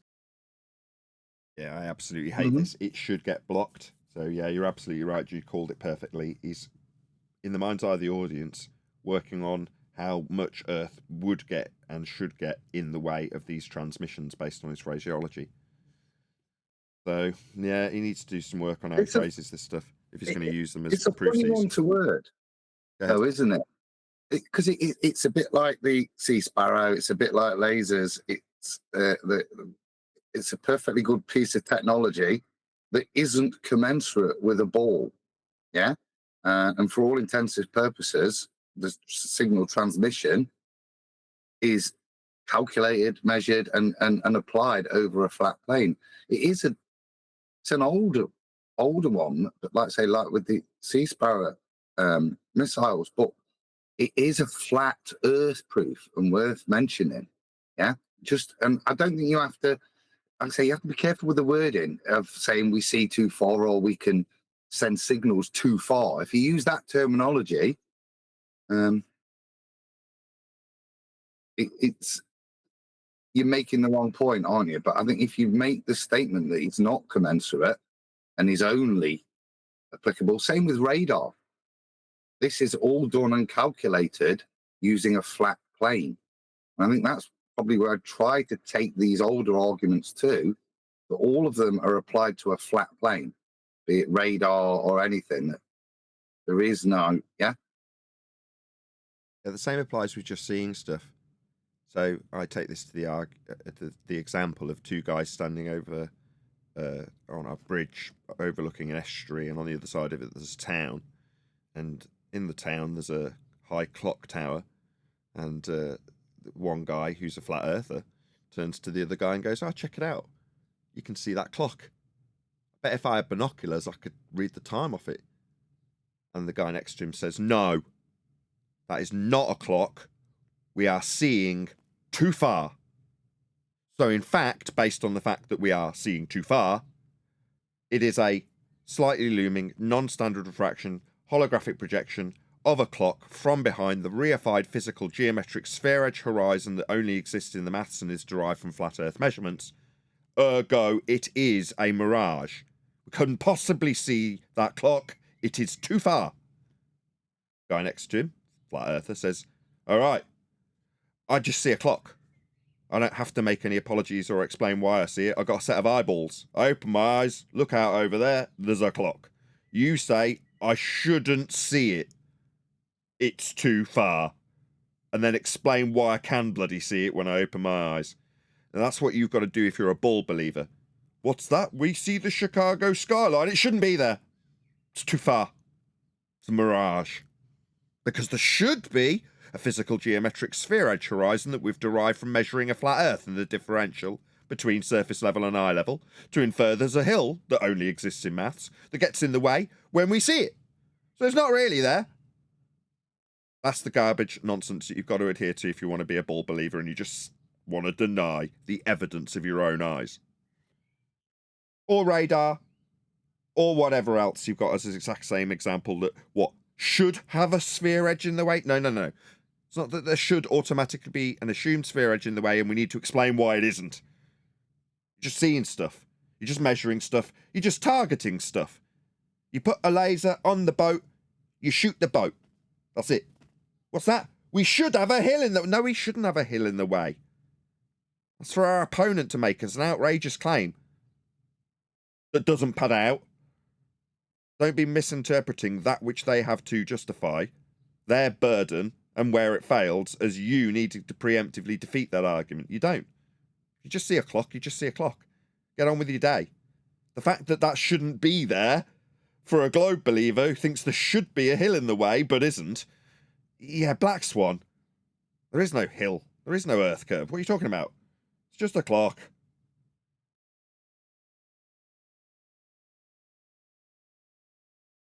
And so that's a physical test that shows that the Earth is a plane. And there are many more, right? So really, just to reiterate it, because I think I'm coming up on the 5 minutes, the simple part is that 30 seconds. A simple clock that say a couple 100 miles. And so that's a No. He just said a physical test, which is an experiment to prove the Earth is a plane. That's objectively a noun. What is your phenomenon for your physical test? To assert that you have a physical test. No. This is wrong. Just give me a sec. I think I accidentally spun the video on. The interferometry measurements show that the Earth's not moving. It's the most precise way to measure actual measure anyway. That's how we do civil engineering to build runway Earth measurement to us by Jesuits. As the globe model's day and night cycle uses that, gravity uses by the radius. And so that's going to get into how we know for sure that this globe model, those flat runways, railways, bridges, our entire life is literally built upon the understanding the Earth's flat and the flat Earth measurements called plane survey measurements. What then happens is people take those flat Earth measurements, stitch them together and claim the Earth's a globe with a presupposed R value. And so that's going to get into how we know for sure that this globe Do we hear model all this that already? was brought to us by Jesuits is incorrect. We actually falsified the rate. We've chased physical. 30 seconds. There we go. A simple part is that we have our burden of proof substantiated as the default that the Earth's a stationary plane, that the stuff in the sky moves. And then the claim that the Earth is actually the opposite of that requires the burden of proof. And we went a step further and even tested that claim and falsified the rate, R value, and claim of motion. Therefore, it can't be anything other than a stationary plane. Well, that was a crappy, wishy-washy mush of conclusions. Fine. Okay, that was almost exactly 5. Is measured and navigated flat. And well, for him, it'd be built on. Navigated, built on. Flat. Fine, yeah. 5 minutes. Excellent open remarks. Focusing mainly on the burden of proof being on that who makes the claim. And since, your eyes, ears, whatnot, it appears that the Earth is not moving, the person who claims it is moving has to make the claim. And then he backed that up with many things. Now it's Pastor Shelley's burden of proof. turn for a 5-minute open. Owen Benjamin's take is what the audience is going to take. He summarized it. So Witsit's position is, and I don't disagree with it, but it could be a stronger summary from Owen, that Witsit's position is, well, burden of proof's on you guys. You're the ones with the extraordinary claim. Our sensors don't tell us we're moving. Yeah. So it's flat. Now, 5 years ago, that was fine. Yeah. But we can lay a much stronger case down than that for Owen to have summarized. Yeah. That's the disappointment. I'm not overly critiquing Witsit. It was just there's certain key things that we can boldly proclaim that just aren't in there. And he knows it. I don't get it. Yeah, you open with Right, Earth like is with measured the- flat. Every reference, every utilization of every point on the surface in terms of navigation and building is flat. It doesn't matter what your claim is in regards to your beliefs about the world, you will start with a horizontal plane of reference that you will measure. That would be to say that the Earth is measured flat. And then you launch into examples with celestial navigation or building or whatever it is you want to slap down on the table. Well, you can also go, because they're going to try to introduce axial rotation. This is why it's important to know your opponent's argument better than they do in a debate. Because when they introduce axial rotation later, if you already have as an understood and known statement that the stars are rotating with reference to Earth as a horizontal plane, they have no reference from which to describe those stars later on. And that's what me and Adam have been talking back and forth about. It's easier to deal with their positive claim after it's accepted as a fact, your statements. I know we're thinking after the fact, but I think I would have wrote something if I was given the opportunity for a 5-minute ramble. This is kind of what we're developing now. I'd agree with you, John. I think with reference to the stars and who's moving, I'd say, well, what do we witness? We witness the stars moving. Right. How do we measure the stars moving? Then I'd go into flat Earth elevation angles, RA, declination, etc. But just constantly drilling that at this point, the way in which we quantify all of these star measurements are with reference to a flat plane. Get that down. It's going to destroy him later.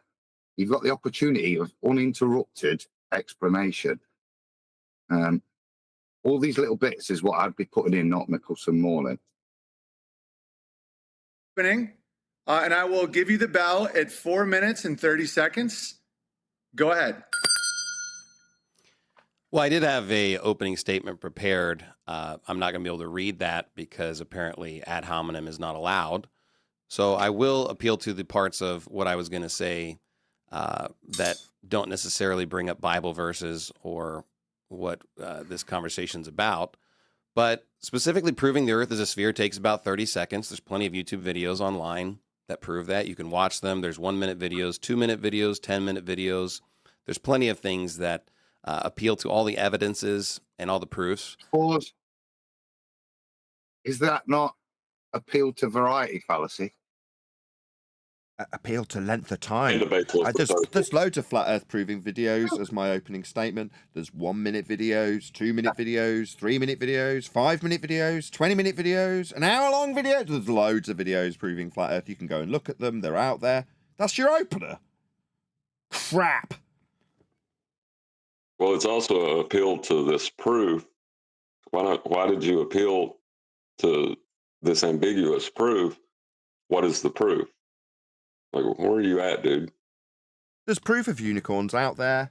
There's loads of videos on it. They're 1 minute long, 2 minute long. You can insert anything you like there for this baseless assertion and then appeal to some format that's got the proof provided on it. It's like saying there's loads of proof out there. You can search it out. There's a methodology that's really easily accessible called Google. No, I want to know what the proof is. Well, you can look for it on Google. There's 1-minute videos, 2-minute videos. Crap. These are the numpty ramblings of globe believers and how they think that their standards fulfilled. My standards fulfilled by saying a lot of people are talking about it on YouTube. I don't need to tell you what they're telling you or how it proves it. There's a lot of them and there's a lot of different lengths of videos. Number one, the stars are flipped from the northern and southern hemisphere. Hemisphere, as in the description of the angle measurements after angle measurements have been taken with respect to a plane and described in the celestial sphere with respect to a flat plane. That's how they're measured. See, this is where Adam and John's discussion made perfect sense in hindsight. Glad you had it preemptively, because we didn't know this was going to happen. Had it been the case that Adam and John and their discussion about what should potentially happen before this occurs is that Witsit would have already pegged down, rather than Michelson-Morley and the false dichotomy of Einstein, it would be that when you're describing an axis of rotation of the stars, you are describing the movements, and the movements are tracked with respect to their angles from the horizon. They are unequivocally being measured with respect to a flat Earth to describe the celestial sphere.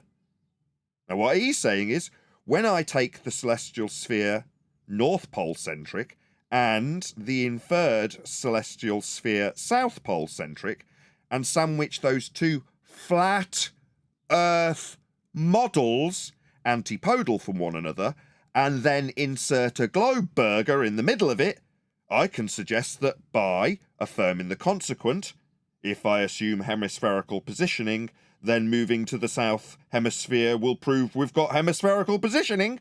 No, the measurements that take you to your affirming the consequent of hemispherical positioning required the angle measurements of the stars with respect to a flat plane.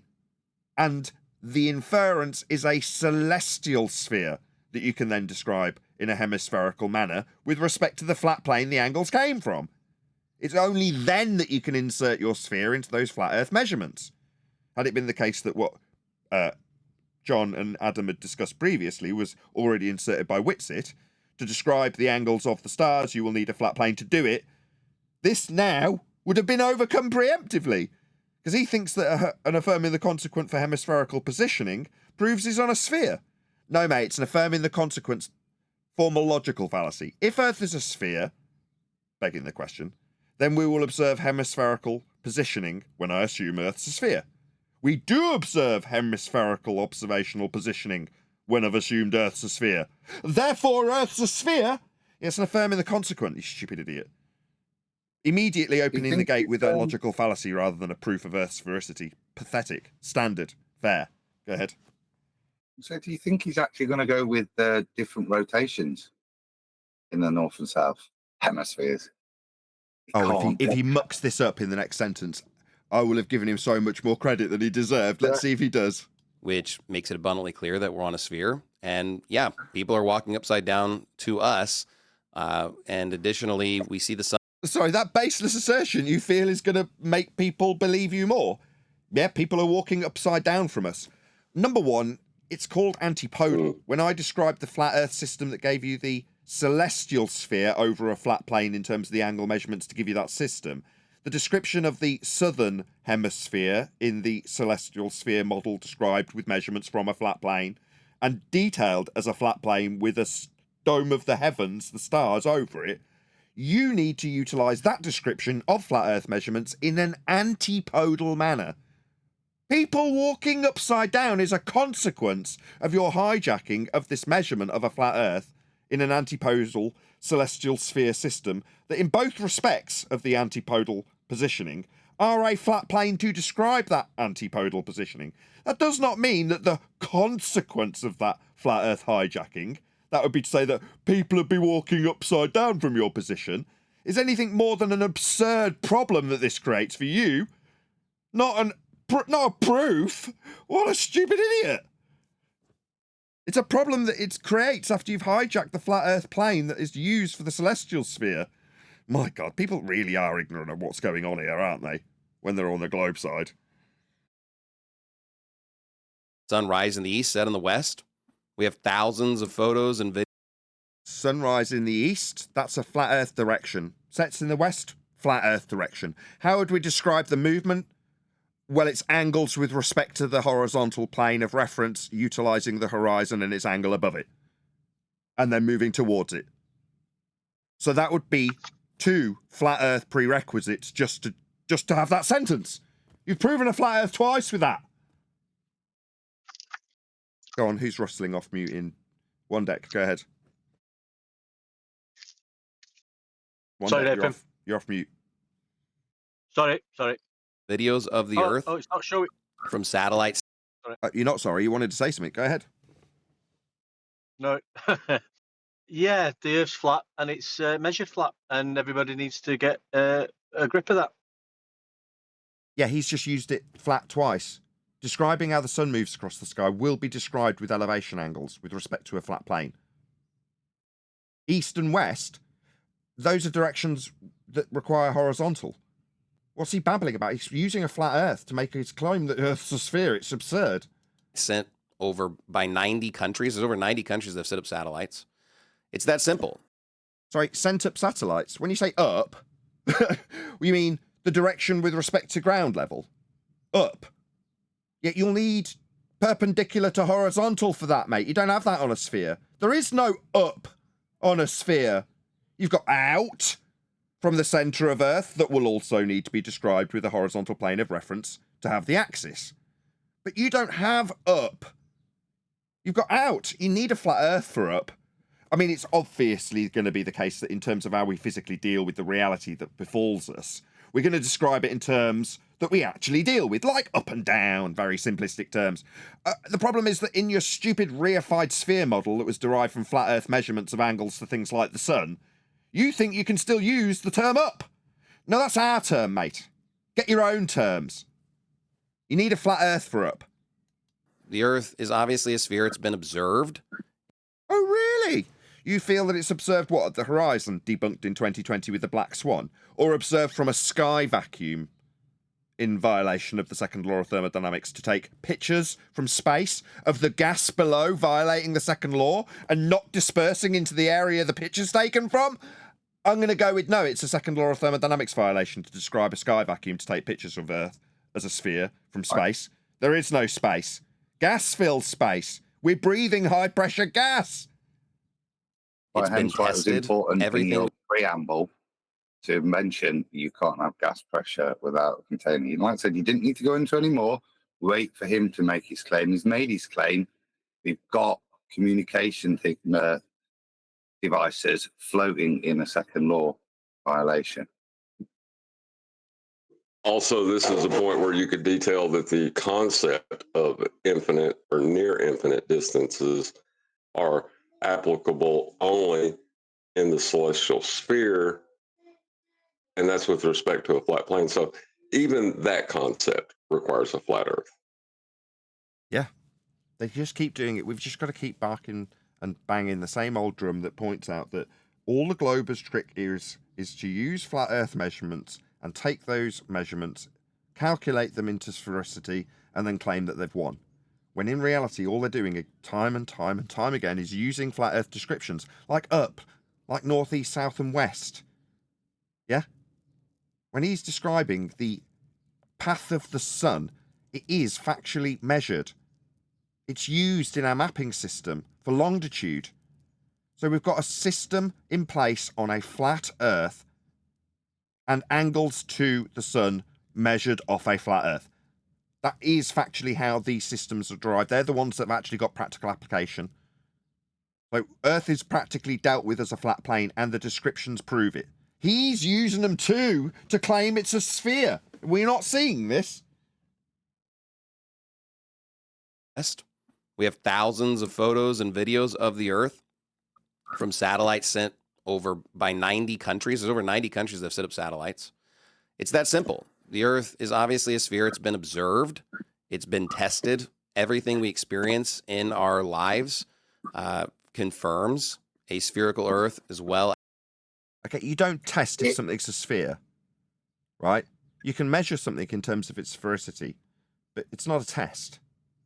Yeah, you're in a category error. Go ahead, whoever that was. So all I'm hearing is, it is a ball, it is a ball because it's a ball. I've not heard anything from him. Yes, guys, real weak source.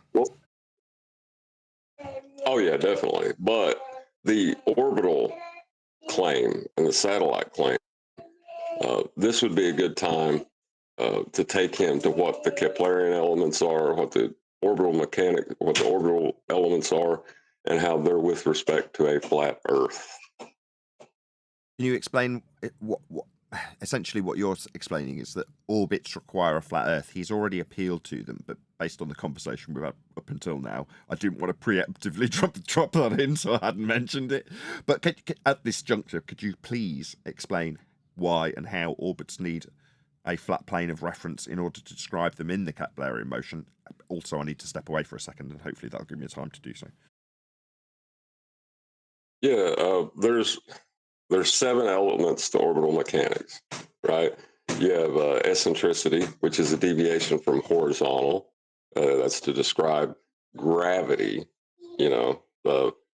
which they've not got into that claim yet. So, but the horizontal bit is what I will stick to and say the horizontal requires that eye level be that plane of reference that you'll describe horizontal from, and that surface level is also horizontal parallel with your eye level. So you have eccentricity, then you have a time element, which is measured with respect to a flat plane because you're taking angles to account for that time. Then you have apogee and perigee, which are elevation angles. Goodness, all of them. And then the Keplerian elements, it's the same issue. All of their descriptions are with reference to a flat Earth. And they think somehow they can use references to a flat Earth to prove that it's not a flat Earth, is what we've got. It's kind of the absurdity of it all. I was considering rounding out at this point, but I'm actually quite enjoying this. It's quite laid back in that regard. Is everyone happy to continue live? I know the audience will be like, yeah, 100%. If not, I'm going to round out if everyone just wants to chill out, chat in the after show. No, keep it going, Nathan. Keep it going, man. Okay. Keep it going. I like this. As, a heliocentric viewpoint of our solar system specifically. And additionally, when it comes to history, the Bible, or science, they all appeal to the exact same thing. In Isaiah 40, verse 22, the Bible says it is he that sitteth upon the circle of the earth. And the Bible...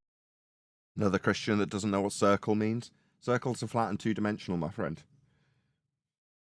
Bible has always known about the shape of the earth. It's a reification fallacy. The Bible's a book. It doesn't know things. Known about different cosmology and different things that we experience, see in our universe. And science is always catching. What? What is he babbling about? Up to the Bible specifically. For a long time, I honestly didn't believe. Is he not going to qualify that? I wanted to know what you were babbling about, but clearly not going to get to find out. that flat earthers even existed. So, you know, it definitely is something that, for me, I was not aware of. I kind of thought it was fake. Argument from ignorance fallacy. Well, also the idea that they weren't flat earthers, it's impossible. They had to originally be flat earthers to develop the concepts that you're going to use to claim it's a sphere with. So, yeah, you're going to have, if you deny them, you deny the sphere you believe. So the audience is appealing to me to continue. Len Lyric says, keep going, 137 watching, now 139 watching.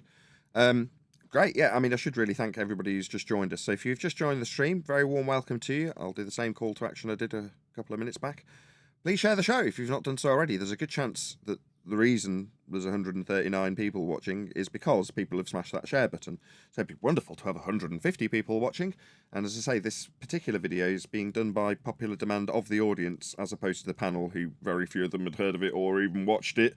Not that that's generally the case. We haven't normally watched these videos. But I will also do a different call to action, which is along a similar lines, but hopefully you will just click the share button for this video, my video, and get it out to a few other people. So hopefully we can have 150 people watching, which would be lovely. It's only a couple of clicks. You click share, and then it asks you where you want to share it to. You'll see the thing that you're familiar with. If you're familiar with Facebook and use that, click on Facebook, and it will just take you instantly to a little link with the predisposed connection to this video. You don't even have to write anything. You just click send, and it will just put it onto whatever your wall or whatever it is that the software uses for your communication on Facebook or X or whatever, Bebo, MySpace.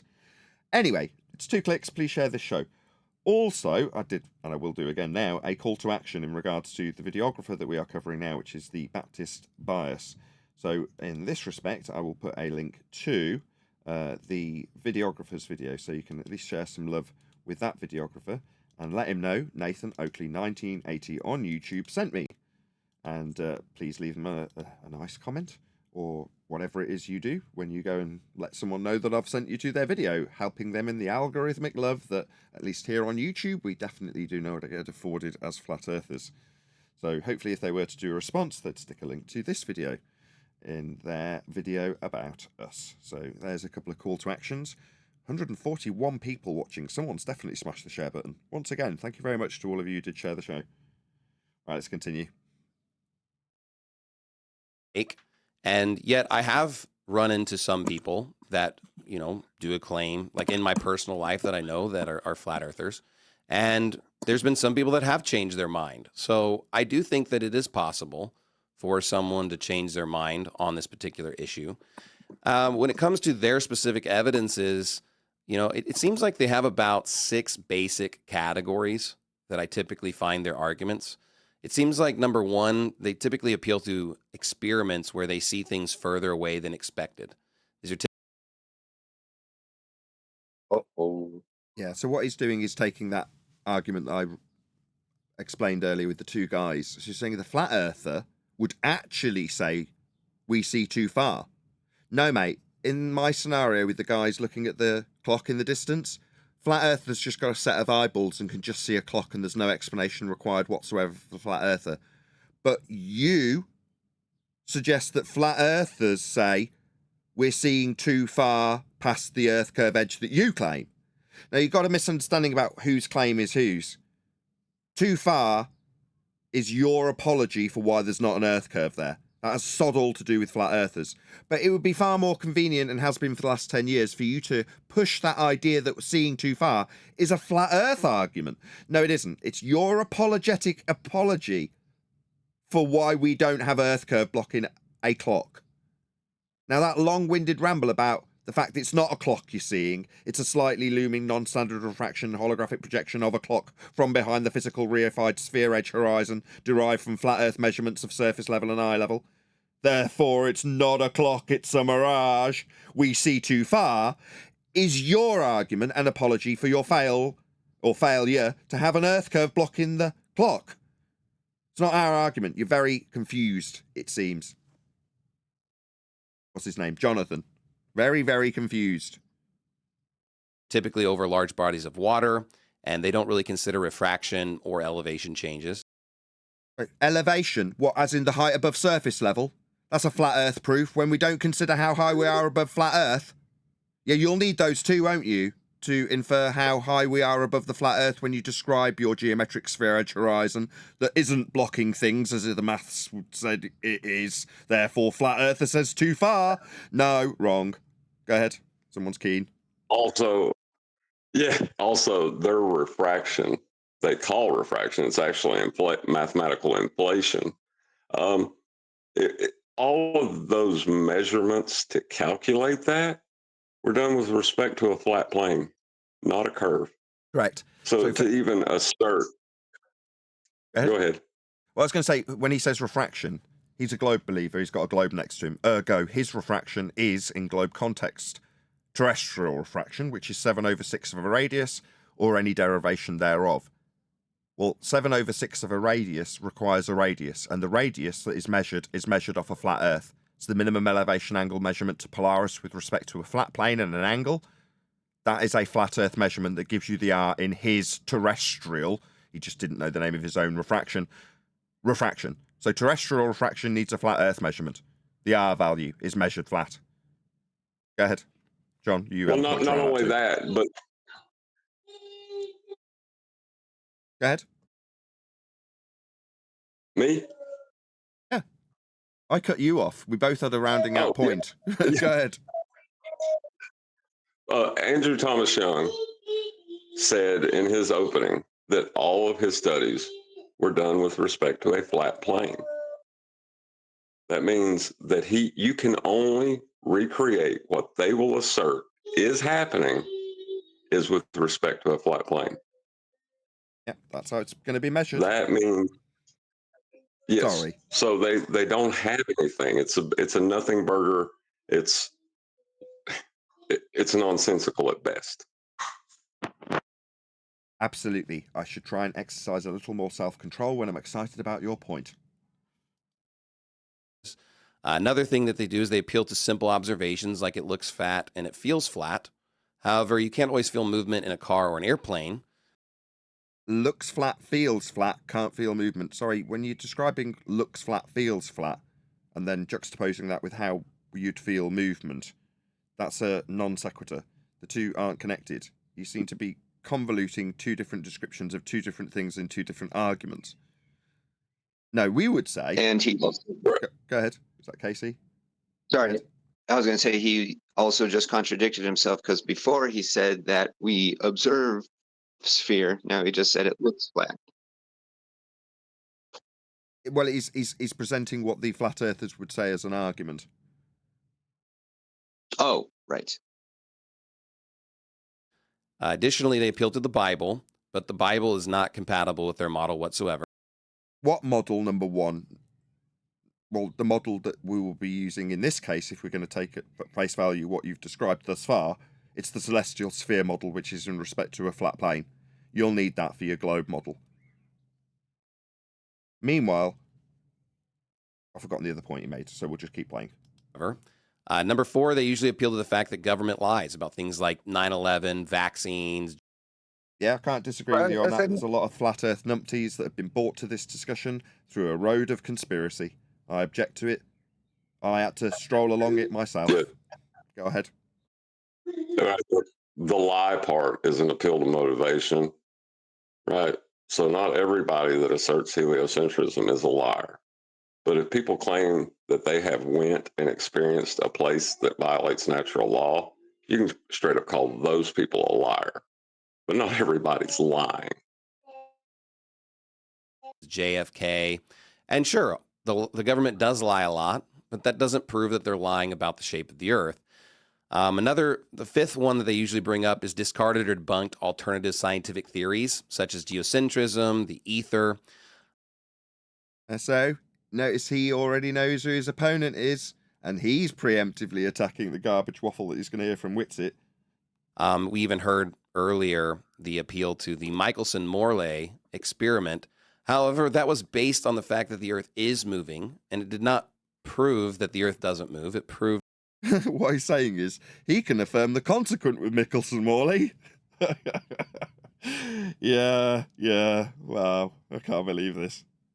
that simply they can't detect any ether. And so the ether was discarded shortly after. It was decided that the speed of light is a constant. Yeah, unless you understand the Coriolis argument, you're always going to be stuck in this false dichotomy with we say the ground spins, you say the sky turns. And if you've got some skin in the race of I must prove the sky's turning as a result of something I'm going to claim called ether, you're going to be stuck in this false dichotomy with a neutral outcome no matter what happens. Very unfortunate. I tried to resolve this problem before Bob died over on Globebusters. It didn't obviously work. You know, it's a real Actually, shame. we might be able to solve it now, though. Instead of pointing out the affirming the consequent, I think it would be better to point out that both of their descriptions are with respect to a flat plane. So you're either asserting the flat plane is turning within the celestial sphere, or you're asserting the flat plane is stationary and the celestial sphere moves around it. Oh, that is beautiful. Yes, that makes me smile. So rather than pointing out that it's a neutral outcome false dichotomy, point out that both of the false dichotomy sides use a horizontal plane of reference to describe axial rotation of the sky or ground. You'll need a flat plane, mathematically speaking, to describe either. If you're going to describe it with respect to measurements, then the measurements will be angular relationships of the stars described from a flat plane. And does anybody else find it terribly depressing that this gentleman's best rebuttal is against the ether?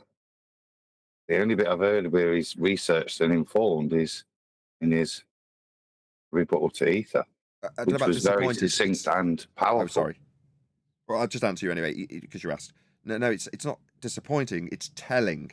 Because we've been saying for ages that if you utilise this garbage nonsense waffle, your opponent will spot it a mile away and focus in on it. And by way of his crap garbage evidence, there's loads of proofs that Earth's a sphere. There's loads of videos. There's 1 minute videos, 2 minute videos. When it comes to ether, and then he's launched into all the research he's actually done that he's got at his fingertips to oppose Witsit. And here it is, telling you, the audience, which bits he's researched. And he's gone, oh, I see that glaring wound. I'll just rip that open.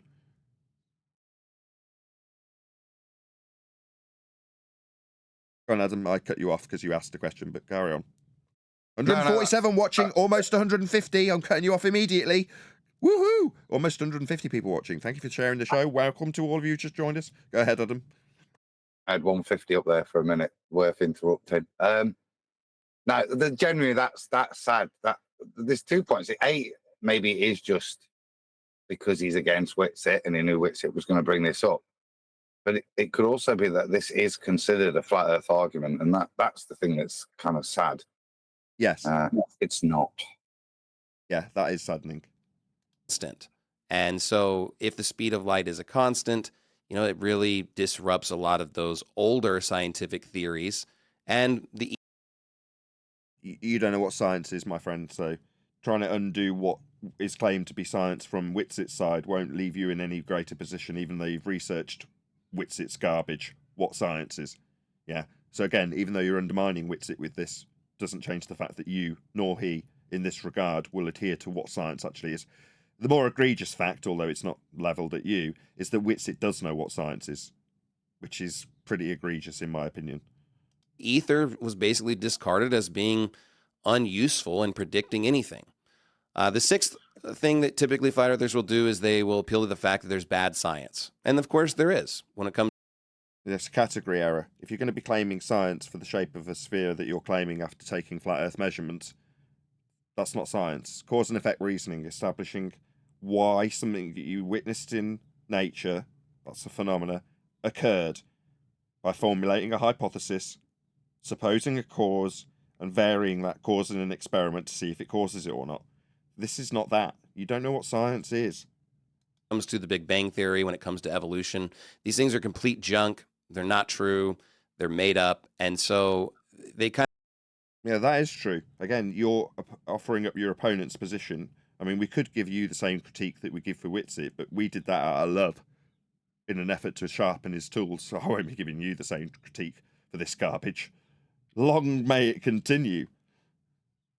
Kind of appeal to that as a gateway into the idea that there's other lies, other bad science, and they suggest that somehow again, it's just an annoying category error. Bad science. No, science only has empirical outcomes if adhered to correctly. That's the scientific method. That would be observe phenomena, formulate a hypothesis, experiment to validate your presumed cause. That's outcome specific. It's empirical. Bad science? What do you mean bad science? If I vary and manipulate something and it doesn't cause the effect, I have proven my null. There's no bad science. Oh, unless you don't know what science is. the heliocentric view or the spherical Earth is somehow bad science again. It's just a stupid idiot describing a category error. You think a shape is science? No, that's stupid. But when it comes to, this specific situation, I think it's really clear that this is just a distraction from what's really important. And I Heel to motivation fallacy. think that Owen kind of brought this up earlier, and the idea that this isn't the biggest issue necessarily. I think it's a distraction from the gospel of Jesus Christ. I think that that's our sole purpose on this earth, is to get saved and to give people the gospel so that they could be saved. And it seems like every time I run into Hallelujah. Non sequitur fallacy. a flat earther, they only want to talk about that. Like, they're just so ardent and just so vitriolic for that particular viewpoint. It just seems like their whole worldview. And so No, it's ironically your whole worldview. The globe that sat next to you is derived from measurements of a flat earth. So as crazy as this may sound, for you to bark on about how spherical you think the world is, it's your whole worldview that we're using measurements of a flat plane, because that's the basis of your globe religion. How ironic. So, I do think that it's certainly a distraction. I have a lot of other strong opinions about that, but I'll keep them to myself for now. So we're good to go. Okay, so that concluded Pastor Shelley's opening Where was his 30 seconds remaining? statement, and his argument rested on 2-minute, 5-minute, and 10-minute YouTube videos existing. 90 countries have said so. The government sometimes doesn't lie. At least Benjamin picked up on the crappiest opener ever. Kudos. And that flat earthers rely too much on experiments, how things look and feel. He knows some people who have changed his mind. And Look at this guy looking down as he's berated by Owen. This is absolutely brilliant. Being chastised by Owen. Brilliant. the speed of light is a constant. One question I would ask, because a lot of what his argument rested on was the church. Was the church always heliocentric, globe-based? What's he doing? I thought he was the moderator. Even before Galileo. So was it always this? Because you said science catches up to the globe. I'm just curious, was the church always a globe? You're right to have that look slapped all over your Chevy Chase there, Witsit. He's going, what? Will I get to give him my response now? Oh, well, you did really well, but fair enough, Owen. You've overstepped your boundaries a little bit, but what the hell? You be you. Model. Just to be clear, I said the Bible. So just because people may have bad interpretations or not understand the Bible, okay, good. doesn't mean that the Bible is wrong. Additionally, I think it's impossible to always know what happened throughout history. But yes, historically, Christianity, there's been plenty of Christians that have believed in a spherical earth, but there have been people that have denied that. So I think it's a mixed bag. I would not say it's all one or the other. Man, I'm far more inclined to warm to him after that little back and forth between him and Owen. And also, it felt like he'd been robbed of an extra 30 seconds. So that kind of feels like it's evened things up a bit. I don't know if anybody cares about my attitude in terms of how fair things are, but there we go. That's my 2 pennyworth. Well, Galileo was arrested for thinking the Earth moved in the 17th I want to hear Witsit. What's going on? century. See Witsit shifting uncomfortably in his chair. Don't blame me, mate. So that's not exactly a mixed bag. But anyway, so now we're going to kick it over to Witsit Gets It for a... He was right on the border of stepping way over the line there, wasn't he? I mean, he kept it just brief enough to get away with that, I think, Owen. Benjamin did there. Would we all agree? Took a liberty, didn't overstep the mark too far for too long. A 3-minute rebuttal to Pastor Shelley's opening statements. Go ahead, 3 minutes. Okay, yeah. So on the scriptural thing, I mean, you obviously brought up Isaiah 40:22, and that circle, a specifically different word in Hebrew than he uses just before that, which is a different word for ball. So he specifically doesn't call it ball. And I actually have seen a video of you, and I didn't look too much into it. Pardon me? One more time? May I point something out about the format? The rebuttals should be longer because you have to state their claim and then what you have to say in response to that claim. So it should be 3-minute openers, 5-minute rebuttals. Is just my point. Fair enough. To it, but you said, I hear a bunch of people say Hebrew cosmology, and you said, yeah, well, the Jews are wrong about everything. Well, you know, the Messiah was a Jew, I guess, right? And I mean, this is where I would fail miserably, where I don't know how to critique this, because it's just not the angle I'd take, and I'd get criticised for not addressing the point if I was to say, well, the cosmology itself, if you want to call it that, has been derived from angle measurements to the stars in terms of their relationship with the horizon. That's an angle measurement off a flat Earth. And in terms of why the Bible says this, that, and the other, it just seems non sequitur to the argument because I've got proof that it's measured flat. So I don't really know why we're discussing this, would be my attitude. But then I'd be cast down for like, well, you're not addressing his Bible verse about he's sitting on the circle of the earth. So, you know, you've non sequitured away from that point, right? Would be the criticism that I'd receive. So maybe I would be, you know, I'd put my hands up here and go, maybe I'd be failing here. I don't know. I think he would have probably said, hey, you guys got the first part of the book wrong. So it's a wild argument to me. It obviously says it's immovable and fixed. It's you have to claim that the scriptures creation description is not literal. But I can prove that the scriptures. What? Did he level at his opponent that he would say that the scriptures aren't literal? Or is he suggesting himself that the scriptures aren't literal? No, he's leveling it at the opponent. Okay, fine. Literally correct outside of it, right? And so I find that part very interesting. Truth doesn't fear investigation, and that's what makes it so fascinating. And so we just can cover quickly the stuff you got wrong. You said that they discovered that the speed of light was constant. No, that's not correct. He assumed that it was because it had to be along with time dilation and length contraction. In fact, it's been proven not to be. There's anisotropic signal propagation accounted for even in GPS. You brought up satellites, so I guess we can get into it. But so GPS is a commonly used system in terms of the map that it actually uses. It's using the Mercator projection. And the Mercator projection is taken from a sphere that's been projected out onto a tube to be rolled out flat so that you've got a square grid system with latitude and longitude as opposed to a circle system like you have when you measure it with Polaris and the Sun. Well, that transformation into a globe took place based on the angle measurements to the stars and lights in the sky. Well, that's a flat Earth measurement in terms of GPS, but here we are again, using things that could be used to prove a flat Earth to argue about Michelson-Morley and ether. So there's a wasted opportunity, and that wasted opportunity is highlighted when he says GPS. Because for me, when GPS is brought up by my opponent, not me, I would immediately hammer him over the head with the fact that the Mercator projection requires a flat Earth to derive the grid system that's on that map that's flat.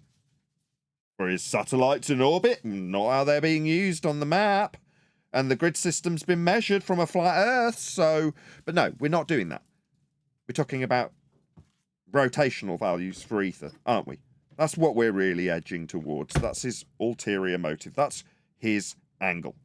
Not a flat Earth angle to prove angles of Earth measured flat. No, his angle is to get ether discussed as quickly as possible. Satellites in no way prove the Earth's a globe. They actually use ellipses over a plane with a change in velocity relative to the center of the coordinate system and real inertia. He said that real quick. That was good. Just a bit too quick. Inertial forces of a rotating universe, which are geocentric physics in their equations.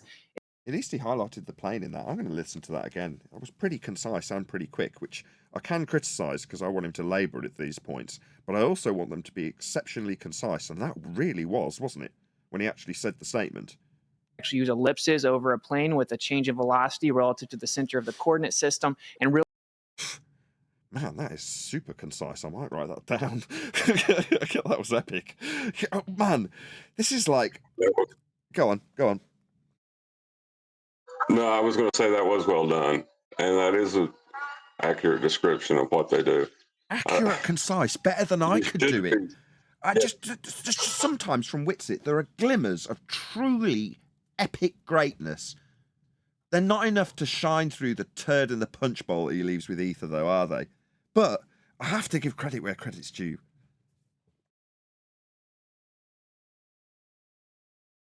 Real inertial forces of a rotating universe, which are geocentric physics in their equations. It actually is. Strapped right on the end is the rotational aspect he needs for Ether. So even when he's got a really good, concise description of the flat Earth that's needed, it might be in vernacular that you need to be on the cutting edge of this discussion to understand, but it doesn't make any difference to me. It was concise as all hell. Great. But then it's immediately before he takes breath, slapped on with the rotational values and not linked back to the axis and the plane of reference. There we go. That's Witsit's bag. Go ahead, John. I was just going to say, instead of saying the plane of reference, using the flat Earth as a reference, because they're going to claim the plane of reference as well, right? Like they can, but you need to take that away from them at this point. You're in the rebuttal. You need to be taking away their plane of reference. Yeah, and that is the best way to phrase it, the flat Earth we are referencing, because that is precisely what we're doing. Evidence for geocentrism if satellites are up above us. You said that Michelson-Morley just failed to detect the ether. That's just patently incorrect. It was the relative motion of the Earth in the ether. What they were trying to detect was literally the motion of the Earth at 30 kilometers per second through an ether. They didn't. They threw the ether out. They then said that time slowed down, that the measuring apparatus contracted to deceive them into thinking that the Earth was stationary. You say we just say that we see too far. Well, yeah, there's physical limits to living on a sphere, and it doesn't comport to what we see. And we've seen hundreds of miles where there should be literally 3, 4, 5 vertical miles blocking what we see. Oh, he almost did really well.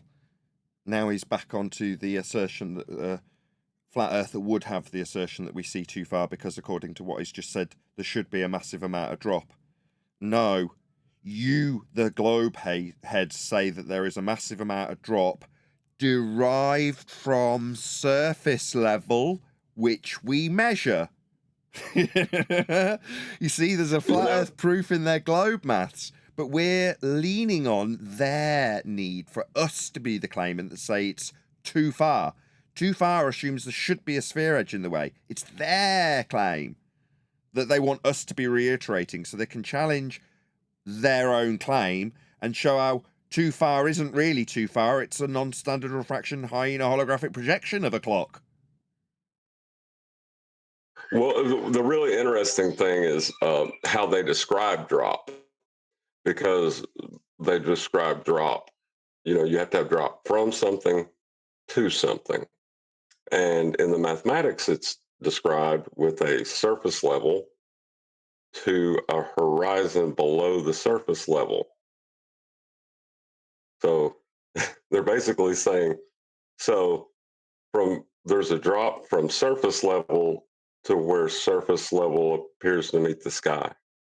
Yeah. That makes no sense. It makes absolutely no sense, because the maths that you use, like Al-Biruni, need a flat Earth measured in the first instance, then derive a curving away from you surface that defies the first measurement. If you're deriving how much drop there is from surface level, that's Earth curve, you need a surface level to have it dropping from. They need a flat Earth for Earth curve maths. Yet we're in the paradigm where we, flat Earthers, say we see too far. No, I just see a clock. We need to get out of our thick skulls that we are affirming their globe position. When you just see something, you just see something. You don't need to apologise for it, explain it. There's no explanation required. They have a failed claim of an Earth that gets in the way. Is it getting in the way? No, but that's because we see too far. That's their claim and apology, not ours. And so you're going to have to verify the claim that it's all an illusion. So I'll just reiterate the point again. You have the burden of proof to substantiate the. He's bought into it. So you have to verify the claim that the clock is a mirage. Does he? So if he verifies the claim that the clock is a mirage, then it's just a clock. Why is it suddenly the argument that he has to verify that the clock that you see with your own bloody eyes is a mirage? That's not the argument. The argument is, how are you going to infer that refraction brings back a clock from behind a geometric sphere edge that is only in existence in a maths that claims the drop of that sphere edge is calculable from surface level that is a flat Earth? That's ludicrous. These claims, you basically just use a baseless assertion fallacy over and over, and then you kind of appeal to consensus, and then you. Now you're just listing off fallacies rather than addressing his points and proving how they need a flat Earth to use them. He uses a bunch of stereotype fallacies and poisoning the well fallacies. Yeah, he is literally just going to list off names of fallacies without example. I suppose he has only got 3 minutes.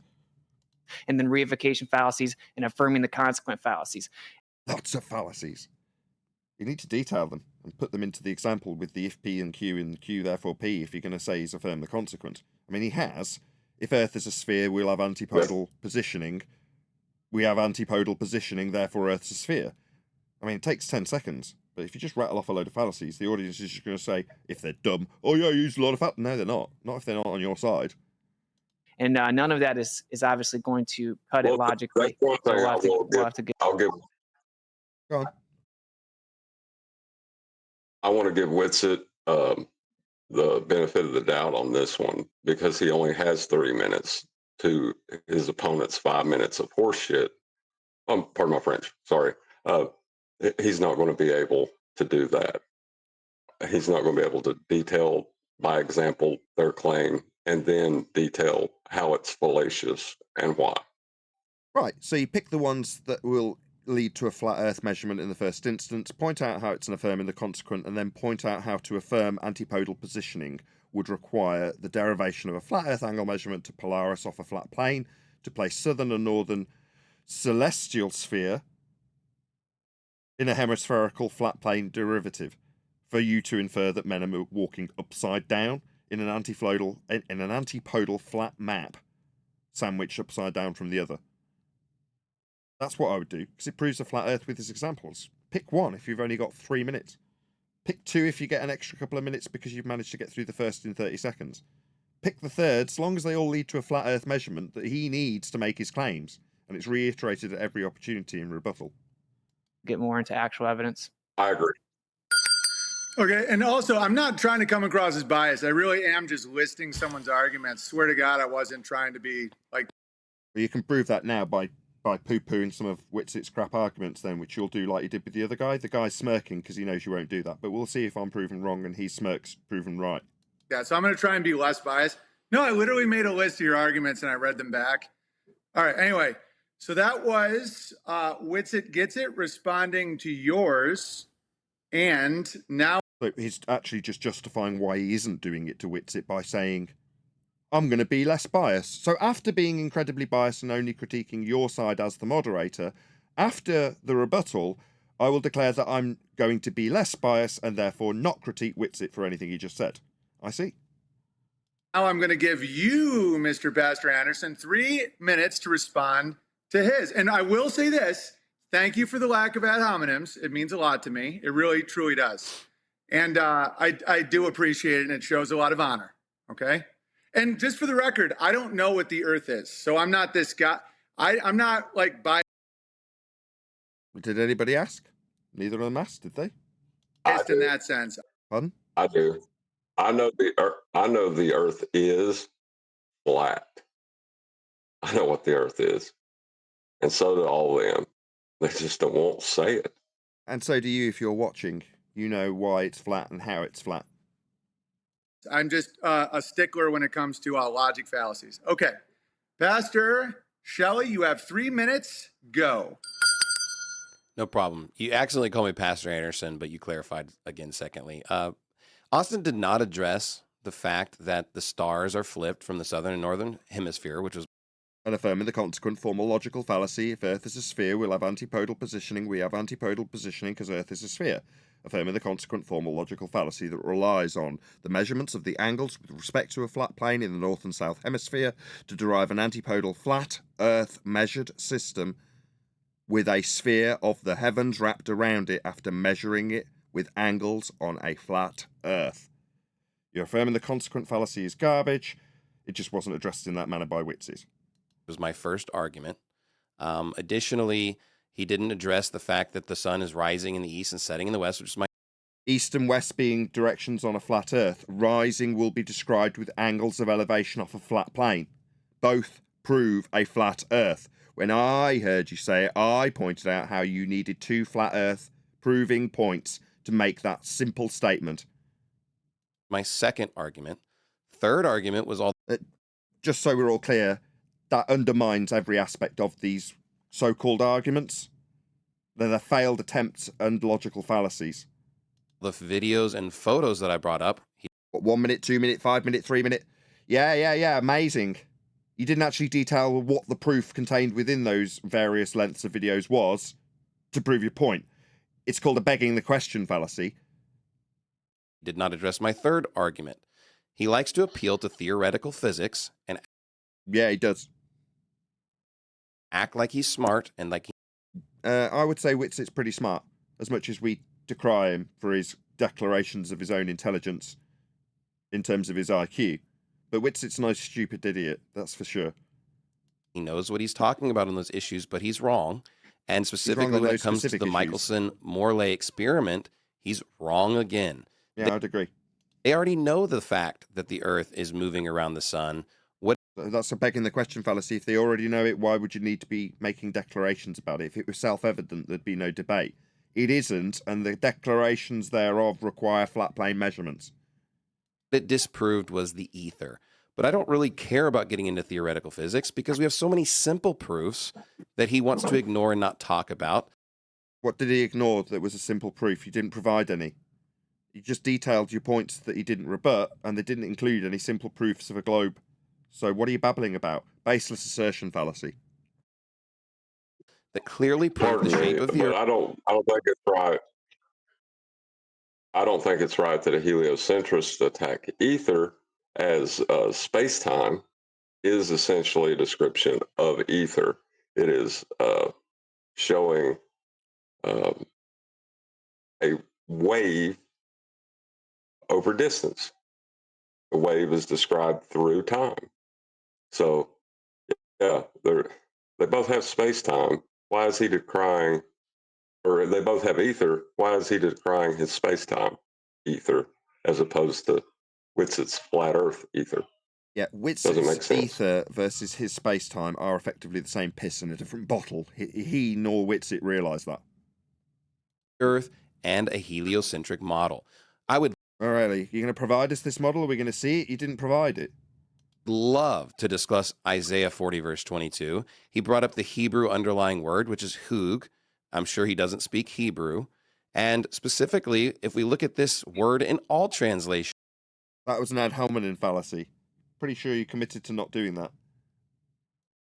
It appeals to the exact same thing. Does that if we look up the word circle in the dictionary. Yeah, it doesn't. It's an ad hominem fallacy. Saying I know he doesn't speak Hebrew doesn't change the definition of the word. Right. It will tell you that it's a sphere and it's the earth and it's an orb. The Bible will tell you it's a sphere and an orb, will it? Okay. Let's see you substantiate that claim. So he just wants to hide. Oh, you're not going to? Baseless assertion fallacy? Behind just sounding smart on these issues. But the problem is. Another ad hominem fallacy, you couldn't help yourself? The Bible's very clear. And I get offended by someone that wants to say that the Bible is teaching a flat earth because that would, in my mind, be heretical. And you get offended because it would be heresy if the Bible said it was flat earth. So because of your viewpoint, if the Bible says something that contradicts your viewpoint, it's heresy. No. Heresy would be decrying what the Bible actually says, would it not? Yeah, he's basically said the Bible has committed heresy. Yes. It's the most ridiculous thing I've ever heard in my life. If it doesn't comport with his worldview, it's heresy. is essentially what he's just said when describing the antithesis of heresy. i.e. comporting to what the word of the Bible says. And it's very That's clear that not the Bible is. Go ahead. heresy relates to doctrine, so a viewpoint. So the Bible's clear, and you can formulate a doctrine on that. So the issue is, so I wouldn't call that a heresy. Heresy is something against his doctrine. So it is a heresy to him to read the Bible and say that. Yeah, he's got the problem is that the Bible says that. Does still means he can say it's a heresy to him because it's a heresy to his particular doctrine, is a theory. I see. So it's a heresy that's to why you him can't- when he says circle and we say 2D. No, for you to not infer sphericity from circle is heresy to me. I see. Right. That's why in this topic, you can't be a flat earther and a heliocentrist without one of them being a heretical position. And that doesn't mean they know or understand what I just said, but that is the fact of the matter. Compatible with a spherical shape of the Earth with a heliocentric model. I'm not sure if I understood if he said satellites don't exist, or maybe they don't exist in the way that we describe them. So I'm not sure exactly what his argument was on that particular issue. No. What his rebuttal would be in that particular regard. God, they want it to be your positive claim when you offer a rebuttal for their garbage, don't they? Yes, but see, that's the thing. His description, the way we describe them, that's what it's about. Your descriptions. You can't describe the Earth as a flat plane and then assert that you're describing it as a not flat plane. But no. You can't do that. But again, theoretical physics did not exist at the 1600s or the 1300s, or if we want to go all the way back before the time of Christ, when tons of people had already proven the Earth was a sphere. When we talked about I've got to disagree there. There's basis assertion number 3. Go ahead, John. Adam. Incorrect, because people have always made shit up throughout time. Yeah, but it's also a basis assertion. I'm pretty sure somebody has heard of gravity. He's saying we knew it was a sphere before the time of Christ. Okay, because there isn't anything to substantiate it. It's just a baseless assertion. He's saying they didn't have theoretical physics back then, so they wouldn't know that it's a ball. Theoretical physics doesn't prove anything, mate.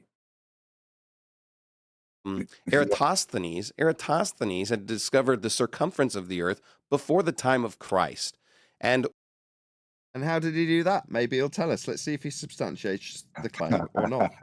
No, wait for it. We have maps, we have globes. We'll rewind because I know what he's going to go on to next. I want to cover that too. So I'll pause. Who's going to take the reins when he says the claim again? Eratosthenes had discovered the circumference of the Earth before the time of Christ. Oh, really? Now, you don't substantiate it with the actual methodology, which requires a flat Earth be measured. Who's going to take the opportunity to expand on this? He's going to need some, what is it, hard pipe hitting surveyors to map out this flat plane that he's going to apply this to. This in of itself, I think we've debunked in terms of it. It debunks itself with the moon shadow. So we have to remember this isn't this is a calculation that's done based on an assumption, with the assumptions being that the sun can be big and far away, or smaller and local. And even within themselves, they admit there's no way of telling. And what we discovered with Bad Moon Shadow is actually within itself, because we can use a sundial and use moonlight, which by their definition is small and local, there is no differentiator within Eratosthenes' riddled demonstration. I said, whether you want to go to how do you get from Siam to Alexandria, No, how just stop there. translate, you don't need to do Hold that. on, stop there, because you're explaining the apologetics for the near or far when they push the distance infinitely, but the process itself it requires an angle measurement, does it not? That's the bit I wanted to focus on because a flat Earth is required. Maybe John will do it if he's around. Well, yeah, whether you're going to assert parallel or divergent rays creating the shadows, the angle of incident that will be described will be with respect to a flat Earth. But that, after knowing that, is where Adam's point that he was getting ready to conclude starts. Yes. Which is still extremely relevant to his claim of satellites and orbital mechanics. Exactly. But the first step, as with everything, the genesis of this process is the angle measurement with respect to a horizontal plane of reference. Earth is being measured as flat for this assertion. The distance claimed between Cyan and wherever it's taking the angle with a stick and the well, that is a flat Earth proof because we're comparing flat Earth angles with shadows and flat baselines, and then apologising for why the sun would be doing it with respect to parallel light rays for his inference that he can derive a radial value from these flat Earth angle measurements. So he's going to need a flat Earth for this. And we have... Thank you, John and Adam. It would have been better if I'd have got John first, then Adam, but that's perfectly fine. Maybe I'll edit it afterwards. Maps, we have globes, we have all kinds of images. We have maps, we have globes, we have all kinds of images. Okay, well, let's unpack those three things. You have globes because you can take the latitude system measured off a flat Earth and stretch it around a ball.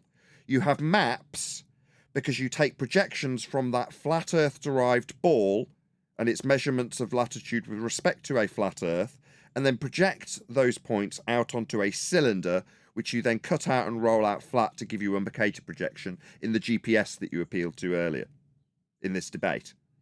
You being the collective you. Well, that is a flat map used with flat angles, flat measurements of stars, so that you can represent areas of equal elevation in the latitude and longitude grid that is measured flat. So when you say you've got a globe, you've only got a latitude measurement that you stretch around a ball shape. But the measurements to give you that ball shape are flat. Latitude. That latitude grid measured with angles off a flat plane to Polaris is what gives you those points you stretch around a ball. To then project on a cylinder and roll back out flat again so it can actually functionally operate with the flat ground that you're actually utilising. That's why it ends up being flat. So the maps that you appeal to are all flat. There is no exception. They wouldn't work in practical application if they weren't. The fact that in the back of your mind you feel that somewhere it's come from a ball is misled, because the ball came from the flat Earth angle measurements to Polaris that give us the latitude grid that gets stretched around a ball after measuring Earth flat. I thank you. Images from the Bible. It would be funny to point out at this moment. Go ahead. It would be funny to point out at this moment when they were appealing for models back in 2015 and still to this day, that they would point out that the Mercator projection, they were all projections of a globe. But now we can go one step past that and one up even their false dichotomy. So it's a pretty good place to be in 2024. Absolutely agree. No longer will it be, look, I've got a projection of a ball in the form of a Mercator projection. So this flat map that's being used flat and operates flat and must be flat for areas of equal elevation and for it to match with the latitude grid that we'll measure with angles of a flat Earth, it's flat. But it's a globe projection. What do you got, Flatty? Pizza pie in a sky vacuum? Oh, that's going to fail miserably. While my flat Earth utilised flat map that I say came from a globe wins. Therefore, Earth's a globe. Fast forward to 2024. To have the globe to stretch out flat after projecting it onto a cylinder required we actually measured the positions on the ground with respect to Polaris. And when we measured those positions we call latitude with respect to the ground, to derive that system, we measured it flat. And when we utilise it after the fact, we're using two-dimensional circles of equal elevation. So we have to have flat maps to use that system. So in conclusion, we measured Earth flat to give us the map, to then give you the ball, which distorts everything, and then project it back out on a flat map in a square grid that's actually representative of a circular system. So it's very distorted when we insert your sphere. Meanwhile, the origins are flat Earth measurements. So we're not going to sit in false dichotomy while you claim the Mercator projection, that's a flat map, proves a ball. But my pizza pie in a sky vacuum doesn't prove we're on a flat plane. Look at these flight plans. Ha ha ha. Yeah, that's not going to work anymore. All roads lead to a flat Earth. The genesis of all measurements will be these angles to the stars off a flat plane. Very good place to be in 2024, John. I completely agree. We'll get a couple more clips and then I'm going to round out the live shows. We've been going for almost a couple of hours now. People showing that the Earth is a sphere, believing it's a sphere. I don't need modern scientific theories. Okay, great job. And we will kick it back to Witsit in 1 second for him to address, and I wrote these down. Stars being flipped in the southern hemisphere, the sun rising in the east and the west, Eratosthenes, and the HQ, the who question. And I will add this, though, as the moderator, I get to look things up. And Pastor Shelley just said that circle means a globe, and I just looked it up, circle. The definition, a closed plane curve consisting of all points at a given distance from a point within it called the center. Not only is that not correct factually, it's actually the opposite. Can I clarify that point? No.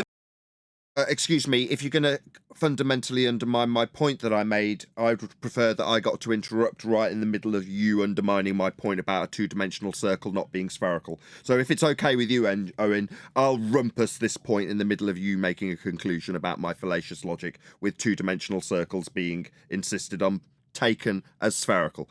Now, what you're doing, my coward friend, is rumpusing the annihilation of your stupid garbage point. The moderator looked up what you meant when you said circle in reference to a Bible quote. Circle isn't sphere, and he's just pointing that out to you, but you feel the need to interrupt him. Yes, because it's painful when you're wrong with your garbage that you took from the Bible, that in actuality and ironically proves Earth's flat by the standard of taking it literally. Of course, for you, that would be heresy, wouldn't it? Go ahead. Who sat off mute the whole time then, that discussion? One of you's off mute in G+. Did you add something to add, whoever that is? I can't see who's off mute, but did you want to add something, whoever that is? I'm not saying it was the person that just had the line. No, it's my fault. I think one of my kids hit the button. Sorry. It's a two-dimensional closed. That's a circle. Can I clarify what I meant? That'd be the second interruption from a fundamentalist religious zealot, coward, globe believer who's being undermined by the very definitions of the words he used as his proof. Yeah, what? The second interruption going to make it less painful, my friend? Yeah, this is what I get irritated by when I undermine the stupid garbage nonsense that you spouted. But you think it's what? Worthy of an interruption? No, you can shut your mouth and listen to Owen undermine your point. Because circles aren't globes. You just didn't understand the words that came out of your own mouth and now feel it's better to interrupt the correction that he's giving you.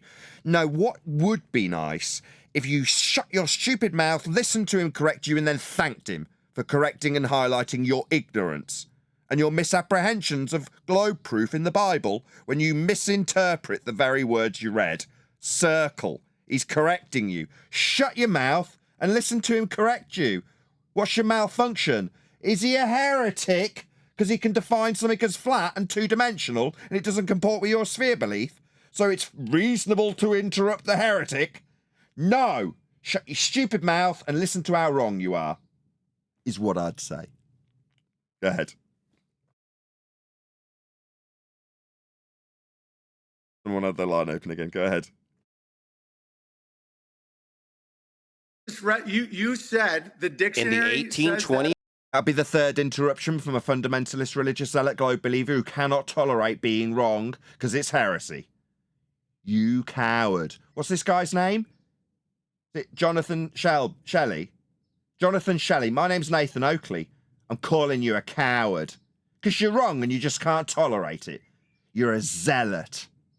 And no, when the Bible's taken literally, it is not heresy because of your zealotry. I hope I make myself clear. In the 1828 Webster's. Now he's talking straight through the moderator.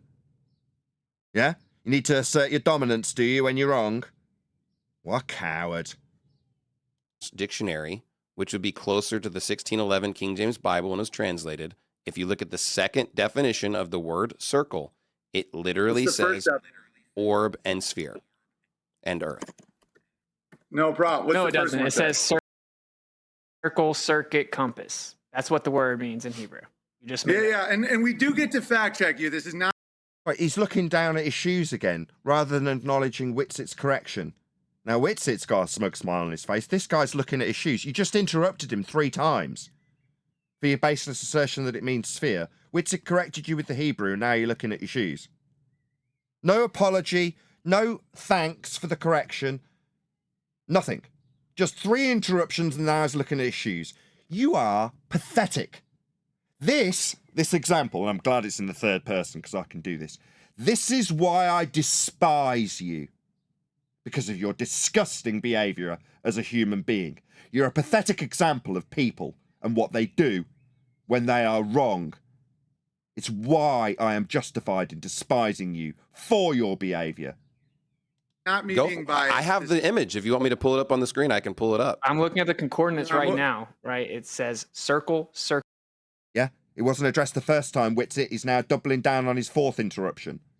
Circuit, compass. Those are the 3 words that it's translated as in the King James Bible. The first definition of 1828 in geometry. So it is translated as Witsit just described. He's just conceded. Right? Where's the... Oh, yeah, okay. That's the end of my garbage point then. Geometry, a plane figure comprehended by a single curved line called its circumference. This annoys me. Why are we focused on the Bible literacy and the Hebrew translations when we measure Earth flat? We're going to get lost in these weeds. How long are we going to be in these weeds? Part of which is equally distant from a point called the center. Of course, all lines drawn from the center to the circumference or periphery are equal to each other. That is the first. What's the second definition? In popular use, so not the definition. I'm just going to let. When just it says in popular use, no, but I'm establishing this. You said the definition is a globe or a ball, but the definition is actually a flat plane. In popular use, which basically means slang, like grabbler. If you read the first definition, it says in. No, it doesn't like it, does he?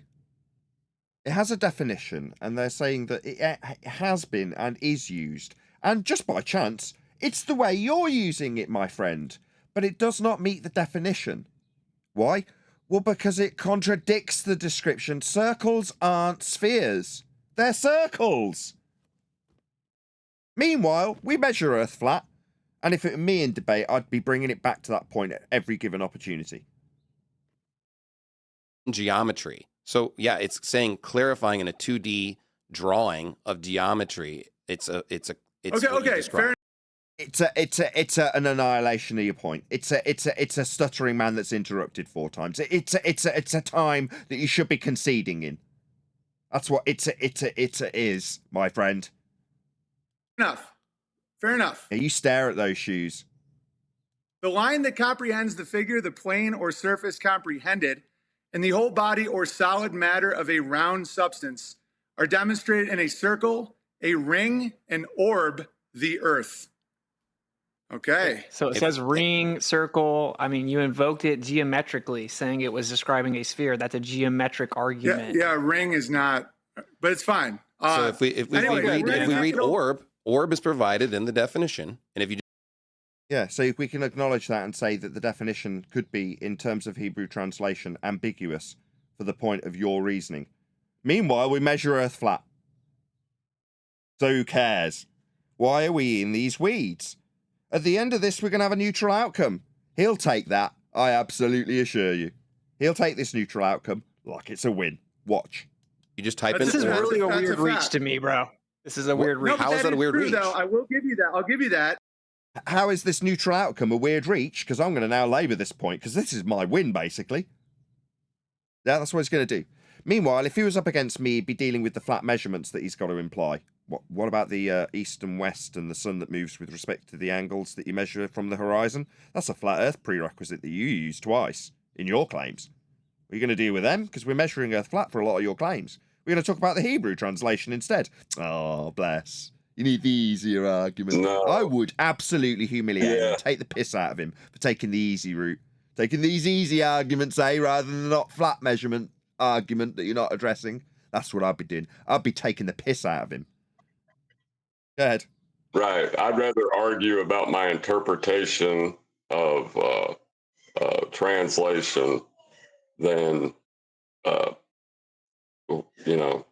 dealing with what we actually know. Yeah, we're not doing that in these discussions, are we? And the opponent's always going to take the easiest route possible. If there's a compound question, they'll take the answer that they find the easiest. They're not going to take the difficult route. And in this instance, what's the easiest thing to debate about? The ambiguity of Hebrew translation when it comes to circle. Okay, so if we categorically prove that the Hebrew translation did mean circle, and it does undoubtedly say circle of the earth, and that means circle in Hebrew, does that prove Earth's a circle? Therefore two-dimensional and flat? No. What about if we draw out circles of equal elevation with respect to ground positions that we measure off a flat plane? Would that prove that we are measuring off a flat plane circles of equal elevation? That's altitude, all the same, when we move around Earth and navigate it. Yeah, that would mean that we're proving that we measured Earth flat and navigate Earth flat. Or we could do the Hebrew thing. I mean, if that's easier for you, Globe Believer. I mean, did you need a few flat Earth proofsies in your Hebrew translation as well, as in your east-west sun rising with angles off the horizon measured flat? Because it seems like you're just measuring things flat and then going to Hebrew translations because they're easier. That seems pretty sad. Would be my attitude. I mean, what do I know about debating and all that? Any other last remarks before I ask people to stay tuned? No? With that, I'm going to say if you are watching this on either Nathan Oakley 1980 or Nathan Oakley Premiering streams, then stay tuned as there will be an after show to follow. Like, my Skype is filled with so many groups and everything. I'm having trouble finding him in there, I think we did a reasonable amount of that. That would satisfy the audience. We don't have to carry on with that crap, do we? I don't see where it's No. going to go. It's fairly standard fare, but I mean, we covered like 30 minutes, 35 minutes. I know we skipped the first 17, but you know what I mean. We got a fair way through the video to satisfy the desires of people. I don't want to say pestering, but contacting me to say, could you cover this? Because we have, right? I'd call that covering this. Yes, Nathan, That's you've done your good. thing. Good. I don't think there's a point in labouring it unless somebody listens to it and they want to point some specific bits out. But I think the points have been made, haven't they, really? From there, I would estimate it goes into a little bit more of Bible obfuscation and Hebrew translation onto whatever Witsit can use to take it into ether debate, and then the rest of the 2 hours will be ether debate. That would be my estimation of what would happen based on past experience.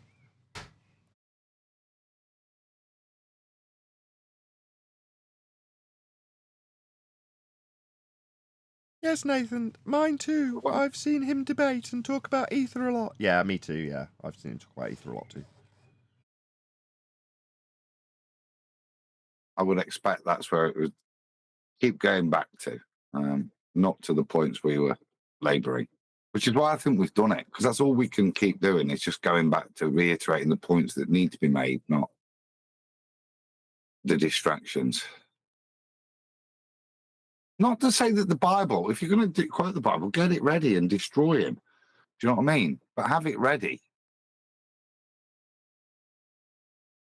That's Something it. wrong with you, isn't it? That's what we're training people to do in 2024, and that is precisely what it is, training. And training is done by you showing how the process is done, and then having the person take themselves mentally through it or physically through it with another person. And you can only do that by example initially. People will see it by example and then hopefully get the point, or if not, they'll have to see it a few times and then they'll get the point. Go forward on the front foot and tell people Earth's measured flat. Then show them examples of how it's measured flat with latitude. If you don't know any other example, you only need that one if you understand what latitude is. From there, when they make their globe position, if you're in a debate with them, tell them how their globe position needs a flat Earth to make their claim. Be it curved Earth, physical horizons that are derived from flat plane measurements of surface level, or celestial objects antipodal in positioning, which also requires a flat plane to measure the angles with respect to the stars, to derive a flat plane system with a hemispherical dome over it, and then do the same for a different position south of your location, and then claim that that secondary map is antipodal to the first, forming a celestial sphere model, with each hemisphere being over a flat plane. So just take them to the flat plane that is being measured to make these inferences of sphericity when they're offered to you, not proactively on their behalf. If you're a flat earther, you don't need to mention the word globe ever to derive a flat earth proving point from angle measurements to stars. The fact that you lay that foundation for the opponent to then hijack with their claims of a sphere only means that you need to address after the fact, after the claim's been made by them, where their claim needs a flat earth. If they strawman you and tell you, well, you as a flat earther tell me I see too far. No, I don't tell you you see too far. The idea that you see too far is a derivation of a flat plane measurement of surface level and the difference between eye level and elevation to infer that there's a sphere edge below the horizon and below surface level that you call Earth curve that isn't blocking Jack because it only exists in maths and we aren't seeing it block anything in reality, for you to say that we see too far after deriving your claim that fails from a flat Earth measurement. Now that's complicated. Takes some training for people to be able to do that over a 10-minute debate, not in a 35-second summary, as concisely as I've just done. So long as you now understand the principle that's being explained in this summary, I don't expect you to be able to round it out in such concise terms. Just understand the principle so that at the end of a 10-minute debate, the opponent realises he's using a flat Earth to claim a globe.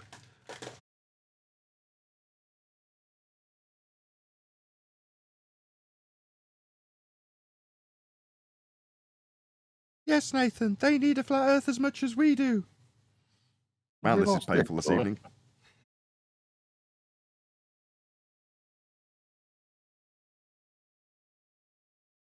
Right, everyone's obviously not in the mood for this, so I think it's probably time to round out the after show. With that, I'm going to say a huge, massive... Oh, clear my throat to do it. Normally, I'd give myself more advance notice and clear my throat.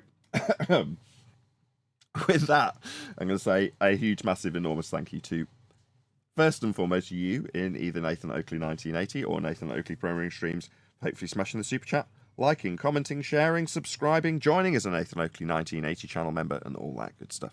And, of course, a massive thank you to my Discord and G+ panels for making today's live and after show possible.